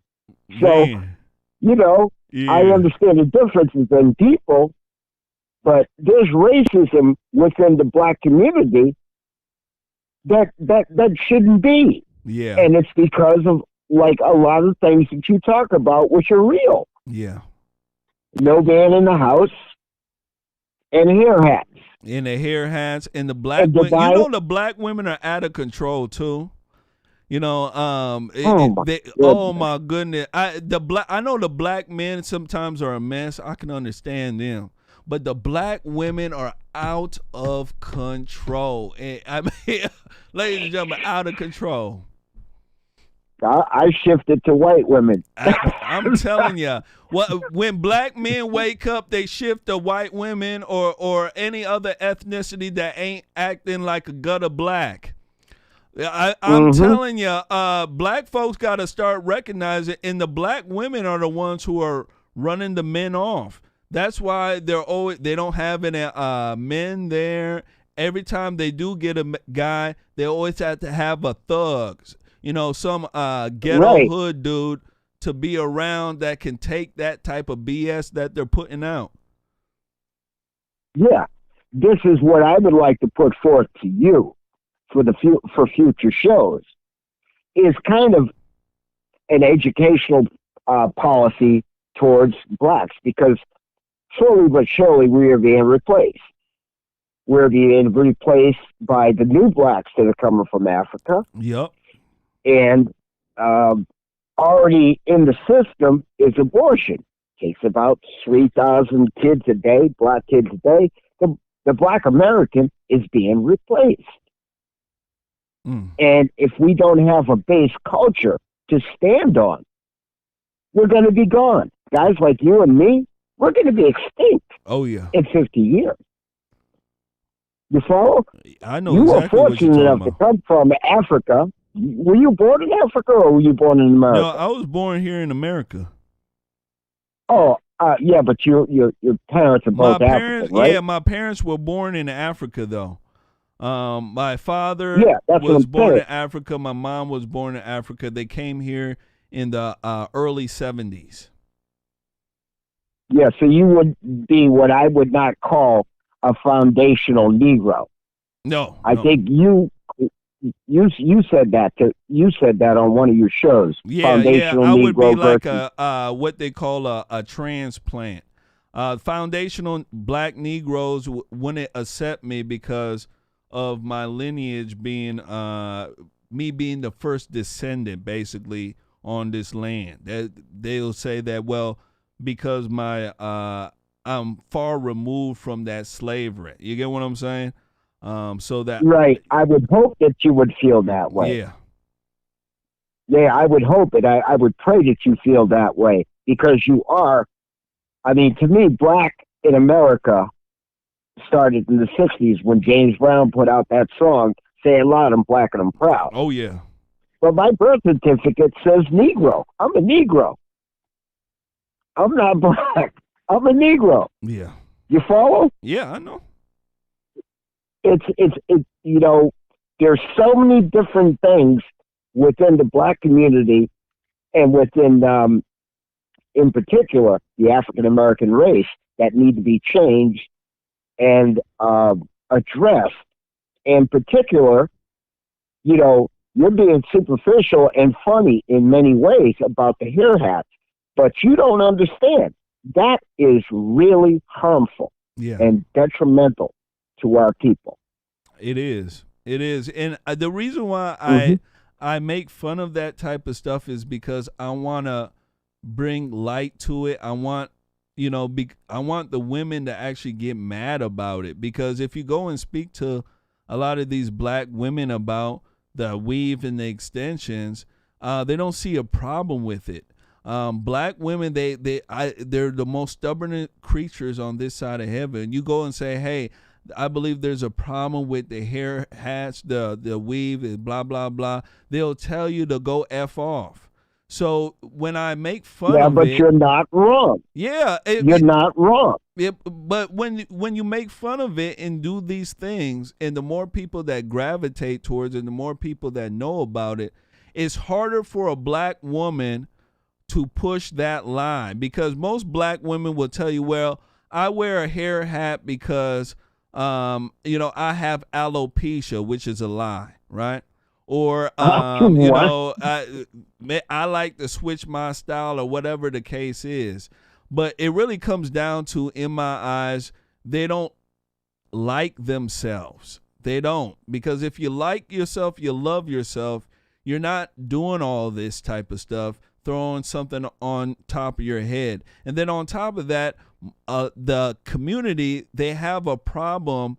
The black women are lazy. When they don't want to wake up and do their hair in the morning like a lot of women. If you go to even Africa, right, Ghana, West Africa, a lot of those women have natural hair. It looked like they were in the 70s. I mean, they wake up and do their hair, but black women don't want to do it. They do the cornrows and then throw on a hair hat. I mean, it's crazy. Last words on this here, brother. I'm gonna give you one more minute because I love your conversation. Go ahead. Okay. The culture of cornrowing and hair braiding is lost. It's gone. You know what I mean? That's a culture that we had. And because of the ease of throwing on that hair hat, it's gone. You kidding me? My sister used to braid my hair so tight I couldn't close my mouth. I feel it, man. I remember that too. You get bumps on your braids and stuff like that too. Yeah. Ladies and gentlemen, I used to have braids too. Absolutely. I'll show you guys a picture. I used to have, as the black folks would say, butters. Right. You got a peach head. You got a peach head right now. You ain't never had no braids. Yeah, I'm telling you, once you see that I have braids, it'll blow your mind. I had it down to the middle of my back. Cut them suckers. All right. That's when I was in college, though. Show a picture on the show. Yeah, I'll post it. I was in college. Long hair. I grew out my hair for about 2.5 years. I want to see a picture of you with long hair. Bring it on the show. Yeah, Bring it for your next show, whatever. I definitely will. Definitely will. All right. I don't want to keep your time. All right. Brother, you take care. Thank you so much for calling. I love you. Love you. And that's it. Take care. All right. Bye. Bye-bye. All right.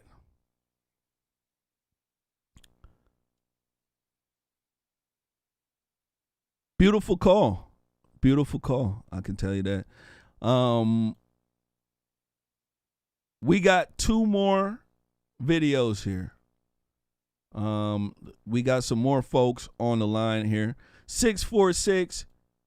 Let me play the next clip here. And then when it comes back, I'll get to you. Beautiful call. Beautiful call. So that's what it comes down to. Joel Osteen. Money in the walls. Money in the walls. Like a gangster. We shall see. We shall see what happens. Next one up. I want to go ahead, ladies and gentlemen, speak about, and let me pull this up here. Bow. I want to speak about Jen Psaki. Jen Psaki came out today. I believe she was on CNN. Big clip here.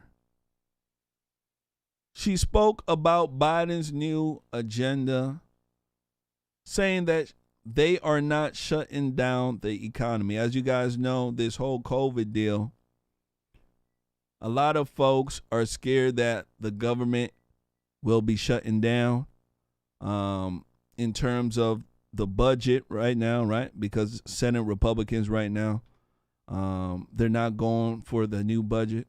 And also the COVID restrictions.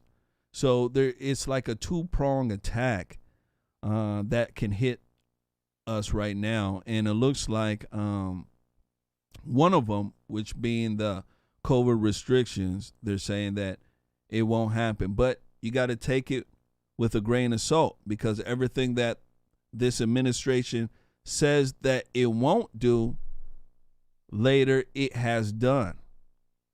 And I'm talking about everything that they said they wouldn't do, they have done. So in my personal opinion, you can't take what they're saying serious at all. Let me go ahead and run this. When it come back, I want to speak about it. Here we go. Make sure you share. Joining us now, White House Press Secretary Jen Psaki here on the set. Good to have you. Great to be here. Thank you for coming in. So a lot of announcements made as we're looking at Omicron, descending upon the U.S. and trying to learn more and more about it.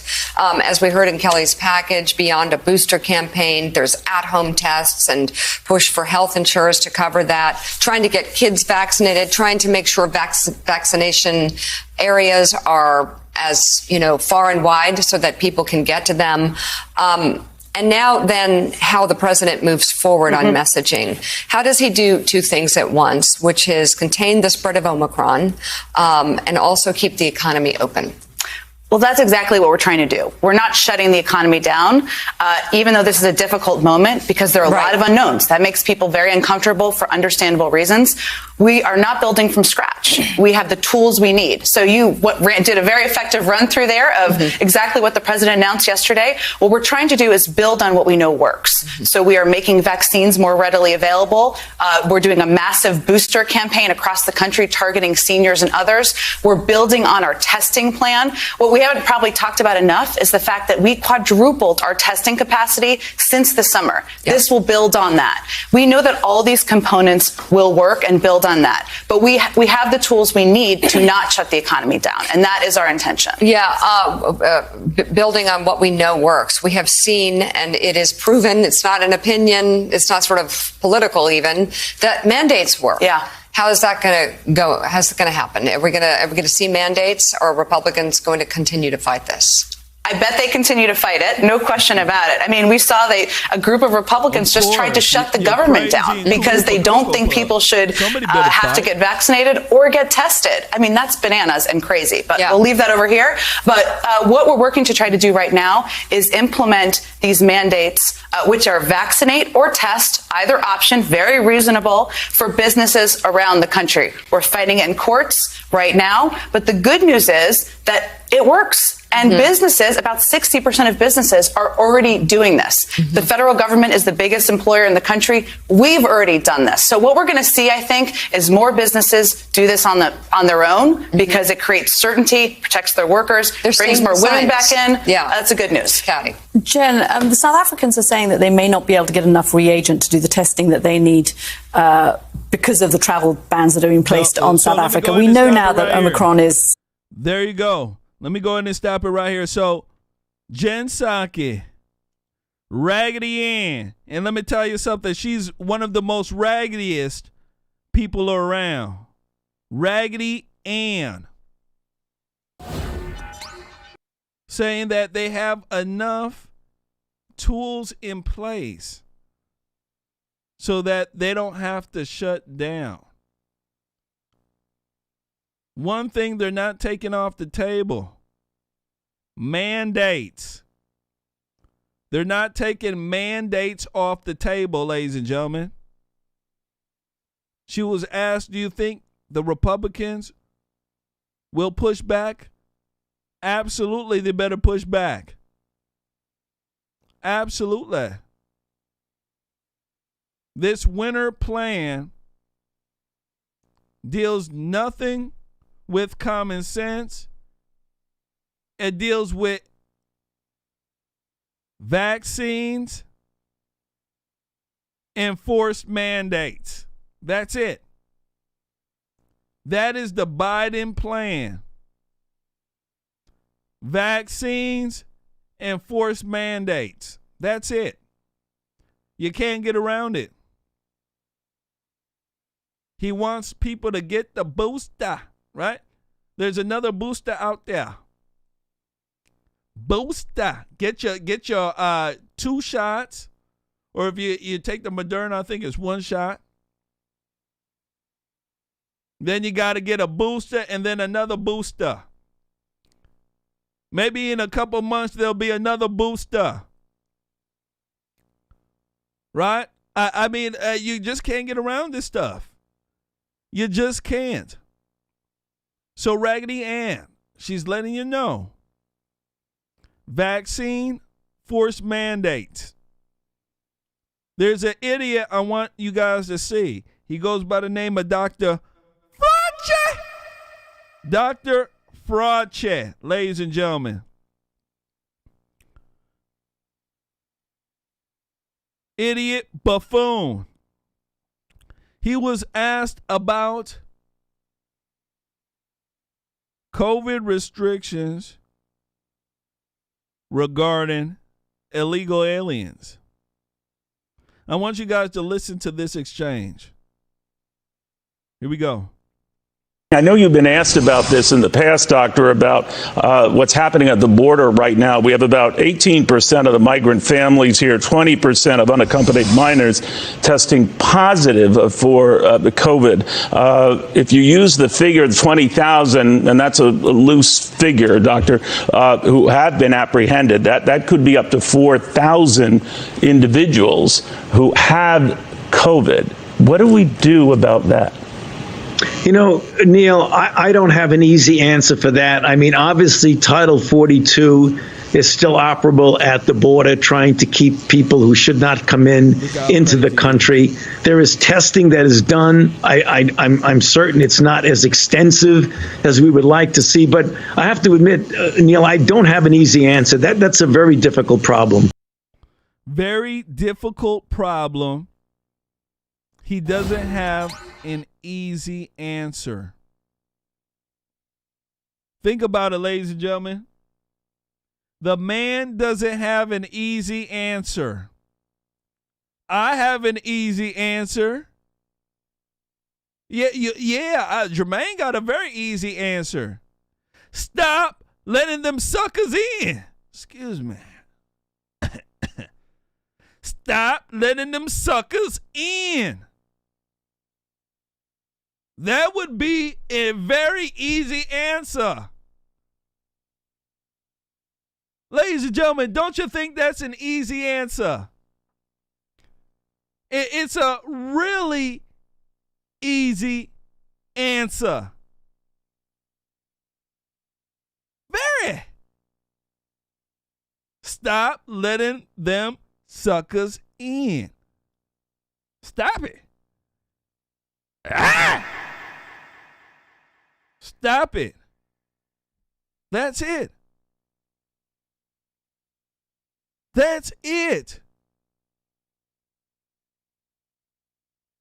Doesn't have to be anything crazy. Right? You don't have to shoot them. We don't even have to spend money on them. Just stop letting them in. But they're not going to do this, ladies and gentlemen. They're not going to do it. That guy needs to be fired very fast, Dr. Fauci. He needs to be fired. You got to be dumb, retarded not to know. Stop letting them suckers in. Stop it. Stop letting them suckers in. Ladies and gentlemen, they need to hire me. You don't have to pay me $400,000. Just pay me a cool $200K. Right? You could pay me half of what you pay Dr. Fauci. I don't even listen, I have no medical degree. My degree is in common sense and reality. And trust me, that takes me very far. It really does. So, it's crazy to me that we have people like him in office and nobody can use common sense in the stuff that they say. Like, wouldn't just not letting them in be you guys are so COVID conscious, right? COVID. Right, everything COVID, you're so get masked up. You're so precautious, this and that. Gosh darn it! You're not acting it like it with them. I think that if you're a legal alien right now, you must got a pass to go do whatever you want. You know, Biden giving you money, right? You get mistreated as a legal alien. You walk here with dust on your feet. You don't contribute nothing to this nation. The first action that you take in our nation, you break a law. I want folks to say the first action they take, you come and break a law. Right? You break it. And then you get paid at a tune of $450K to $999K. Gosh darn it. It's crazy to me. It is. But that's our world. It really is. That's our world. I'm going to be taking this final call tonight, 646-943. You are on the air. What's up, Jermaine? How's it going? It's RC here. RC. How you doing, brother? What's up? Well, had a bad last 20 hours. Oh, my goodness. I don't know how much more this community is going to allow themselves to embarrass themselves with the crap we do. That student died, but a block and a half away from my resident. Is Are you serious? He man, that's really close. Serious as a doornail. The first kid that died, Columbia University student, was being robbed on Broadway, a block and a half west of me. He was trying to get away from the thugs in the projects who were trying to rob him. And by him trying to escape, he got hit by a car and he was killed. Man. Then we all know the girl that got killed in Morningside Park, which is about, I guess, 7-8 blocks from my resident.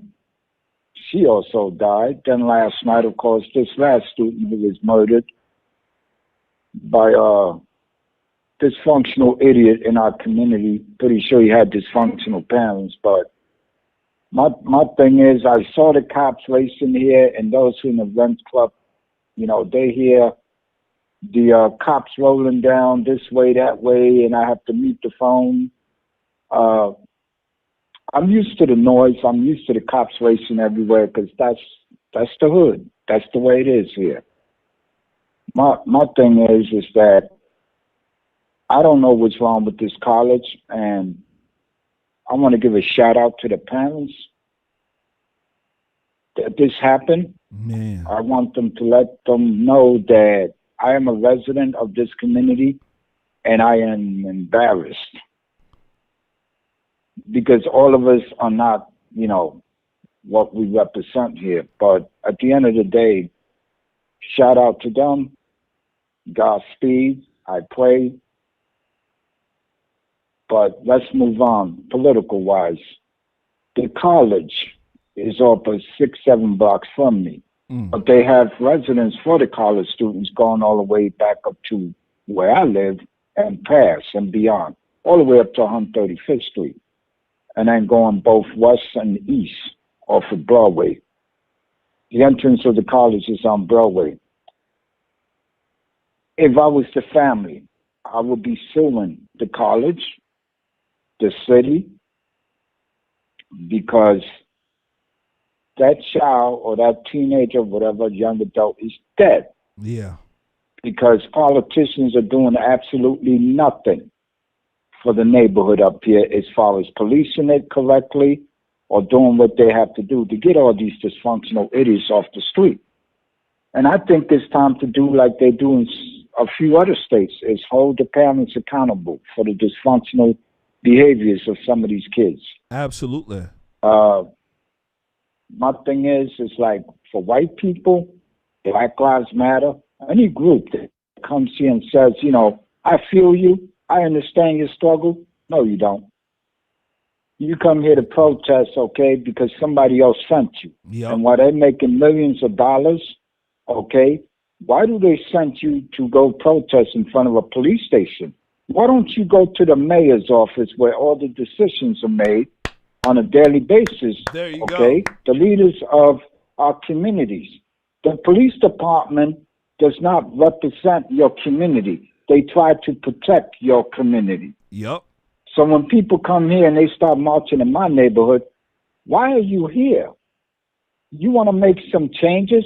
Why don't you go protest in front of the mayor's building, the headquarters of the mayor? Go upstate and protest in front of the governor. Go to your political district leaders, et cetera, et cetera. Go protest in front of their office. Absolutely. They don't want to do it. They have you guys protesting. Yeah, they got them protesting like a bunch of idiots everywhere else but where?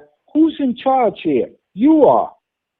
Let's come and protest. Let's ask you, what's going on? Why can't you fix this? Et cetera, et cetera. Brother Jermaine, you are the only YouTuber that I've ever heard say live online, say that, well, what led up to it? Yep. You see what I'm saying? Yep. Why is these behaviors occurring in our ghettos, in the city, wherever? Because those people over there, at the end of the day, they don't care. Oh, let's get a mob. We'll collect millions of dollars. We'll send a 1,000 people over there into Spanish Harlem, Black Harlem, Central Harlem. Let them go protest over there. They pay you. Okay, what they're doing is deflecting. And the people who follow these.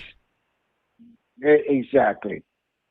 And my thing is, when it comes to that, oh, God. As a human, I'm highly upset. As someone who grew up in the ghetto, I'm sorry. Some people may say, wow, did he just say that? No, you have to understand, I've been here 65 years. I'm not surprised. Yeah. It doesn't surprise me no more. But you know who I know is at fault? The adults who represent these districts. Yep. It's not the police department. It's not your neighbor, this and that, although some of the neighbors, I'm sorry, they got no business being alive on planet Earth because of their dysfunctional behaviors. But anyway, my thing is, we got to stop blaming somebody else other than the people who actually represent you. Your mayors, your governors, your city council members, your district leader, borough managers, et cetera, et cetera. We got to put an end to this manipulation, this deception of language. Hey, it's Jermaine's fault because he said something on YouTube. Yep. No, Jermaine wasn't even in the neighborhood when this happened, but he's trying to tell us what are the reasons and what's leading up to this, and nobody wants to have a conversation about that. Dysfunctional families, single homes, single parent homes. And your caller said earlier, yeah, I see one here had a day. Oh, tell them to come to my neighborhood. Not only are the adult women wearing hair hats, they put it on their children. Yeah. Because they're too damn lazy to tend to their children. They put it on their RC, you're absolutely correct. They'll put it on their children because they're too lazy to do their children's hair. Yep. Perfect. But anyway, all I can say, man, don't come protest here, especially if you don't understand our culture. Yeah. And when our culture here, the people in the ghetto start attacking people elsewhere across the country, know this, half of these people haven't even visited the next borough, much less your neighborhood, whether it be across the country. They have no idea what they're talking about. They don't know nothing about your culture, but they blame your culture. Do you know why? Because our own political leaders sent them to do that, which is a con job, deflect. Let's blame them over there. Not one person in the ghetto has asked, wait a minute, you want me to go steal crap from across the country because they got it all. You guys been in charge forever. How come we ain't got nothing? Yep. You're in charge of this, right? But then again, the mind is a terrible thing to waste. That's all I can say. And that's our fault. So with that, I'll say whatever happens or has been happening is actually self-inflicted. We do it to ourselves. You ain't lying. You ain't lying about that. We do it to ourselves. And one of the big things that really, how can I say, really gives me encouragement is that we have a lot of young guys that are starting to wake up to the whole dynamic. And I think that's a good thing. We have an issue here, which is the culture. And if we don't have enough people to actually understand the reasons why we need to push against some of these things in the culture, we are lost. And it's really hurting a lot of us, especially the black and brown communities, because without the logic there, without the father, the strong, the strong foundation, these children, they have nothing else to follow except for the examples that the culture gives them. So, I mean, it's a crazy thing. My brother, I want to go ahead and thank you so much for your call. I appreciate you letting me call in. And all I got to say, man, when are we going to really wake up? Because the white man, as far as I'm concerned, he's not my problem. I don't live with the white man. White man don't live with us. But know this, white people, next time you want to protest and you said that you want to help my people, Jermaine's people, et cetera, maybe you should take it and make it your business to find out who we really are. You can't just watch the news and say, here's another murder, another shooting. Oh, a cop shot that person. But you say absolutely nothing. When are you going to go protest? I'm talking about you white people, white organizations, pouring billions, millions over the years, but you never show up to that neighborhood where they're killing each other on a weekly basis. Chicago hit 1,000. Oh, wow, they made such a big story. I'm sorry. I'm not fazed by that. You know why? Because I live in a city where the actual murder rate was 2,000, 2,500. So I'm used to it. So what are you telling me? Now, again, let's take it to their face, the mayor of Chicago. That's all I got to say, man. I get agitated. I'm sorry I can't curse here because I will be going full blast. Don't you worry. I'll be calling some people, you know what I'm saying? Yeah. But anyway, Jermaine, great show. Thank you for bringing Thank this you stuff so up, much. as usual. Fantastic Love you, brother. Keep up the great work. And thank you, producer, also as well. Keep up the great work, guys. Absolutely. Fantastic. Thank you so much. That's all you I take gotta care. say. Yep. Bye. Absolutely. I want to go ahead and end with what RC was talking about. Shout out to RC. Fantastic call. Let me tell you, all the calls tonight have been fantastic. I want to end with what RC was speaking about when he talked about, white folks, especially, the liberal white ones, come into the neighborhood protesting and things of this nature. A lot of this can be put on the front lines if we had a lot more of the white community standing up. And I want to give a shout out to RC because RC really pointed this out here. I can understand why the white community, majority of them, wouldn't stand up. First of all, it's not in their community. That's what would be a lot of the pushback. You have white folks say, well, I don't live there, and plus those Negroes don't like me. That's part of the deal there. Another part of the deal is that, standing up in these certain areas a lot of the times bring heat to people that don't how can I say, want that heat. And the way the liberal left is right now, they're into bullying, they're into destruction, they're into, physical altercations, and a lot of people don't want that. One of the big things I can tell you, and this is the main reason why RC's point is very important, is that if white people don't stand up with all this shooting that is going on, it's going to spread into your neck of the woods, right? There's a majority of white folks don't live in these type of urban setting areas, right? A lot of them live in the country. A lot of them live in suburbs. A lot of these urban areas right now are filled with black and brown folks.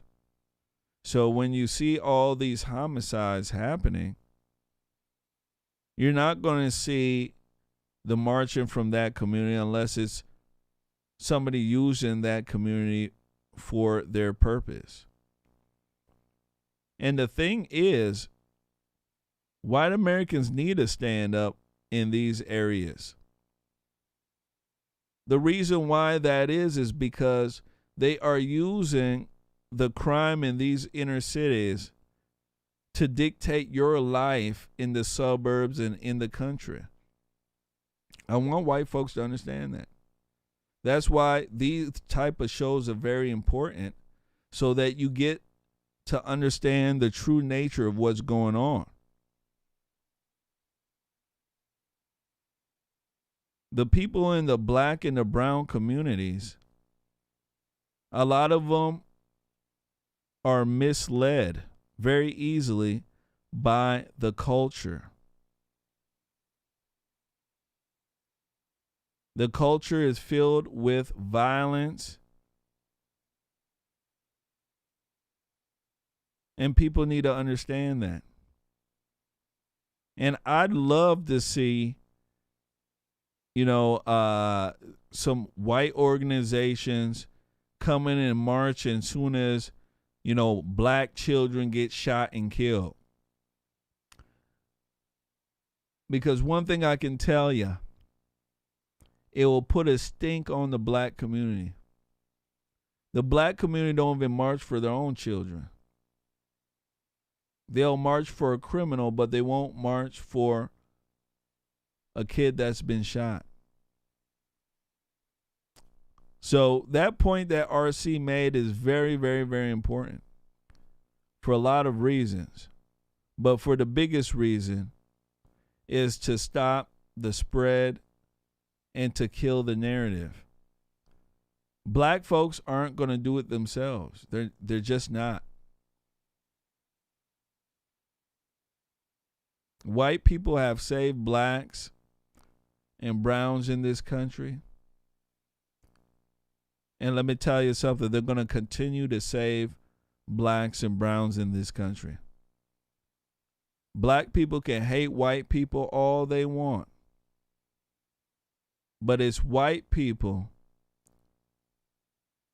who are providing a safety net for most of these Negroes and most of these people who are running around claiming they hate them. So that's what it is. Ladies and gentlemen, that is our show for tonight. I want to thank everybody for coming on in here, everybody for hitting that like button, everybody for sharing. I will be on tomorrow afternoon, noon Central, 12 p.m. Central, for our weekend rumble. So make sure you guys come and hang out with me. It should be a very, very good time. We shall also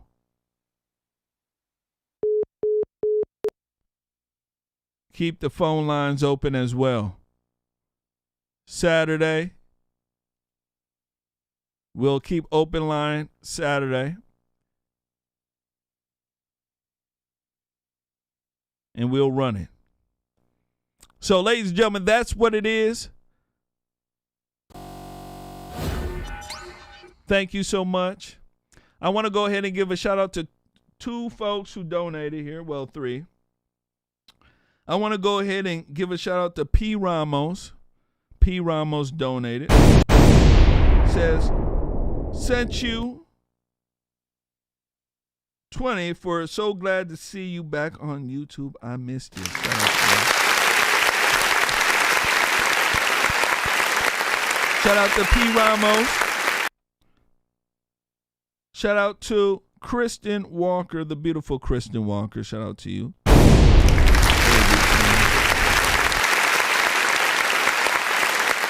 And I want to go ahead and give a shout out to my guy RC. Shout out to brother RC.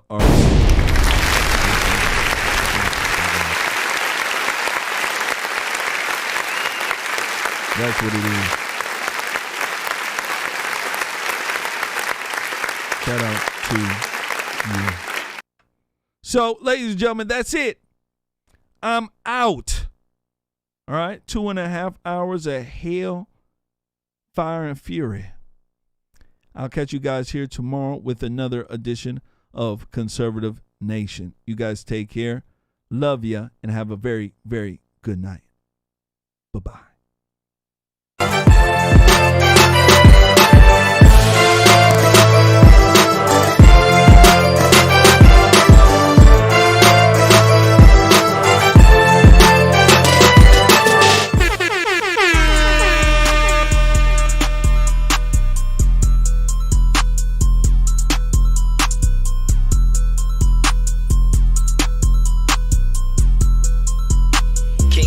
Turn me up.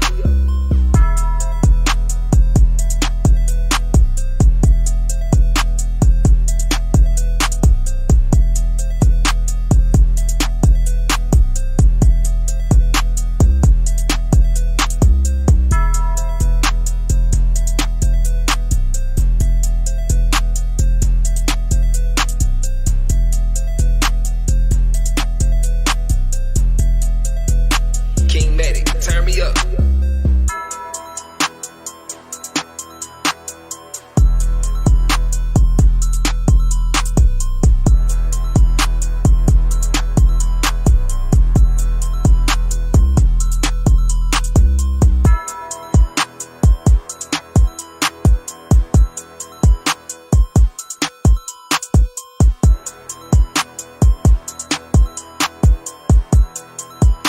King Medic, turn me up.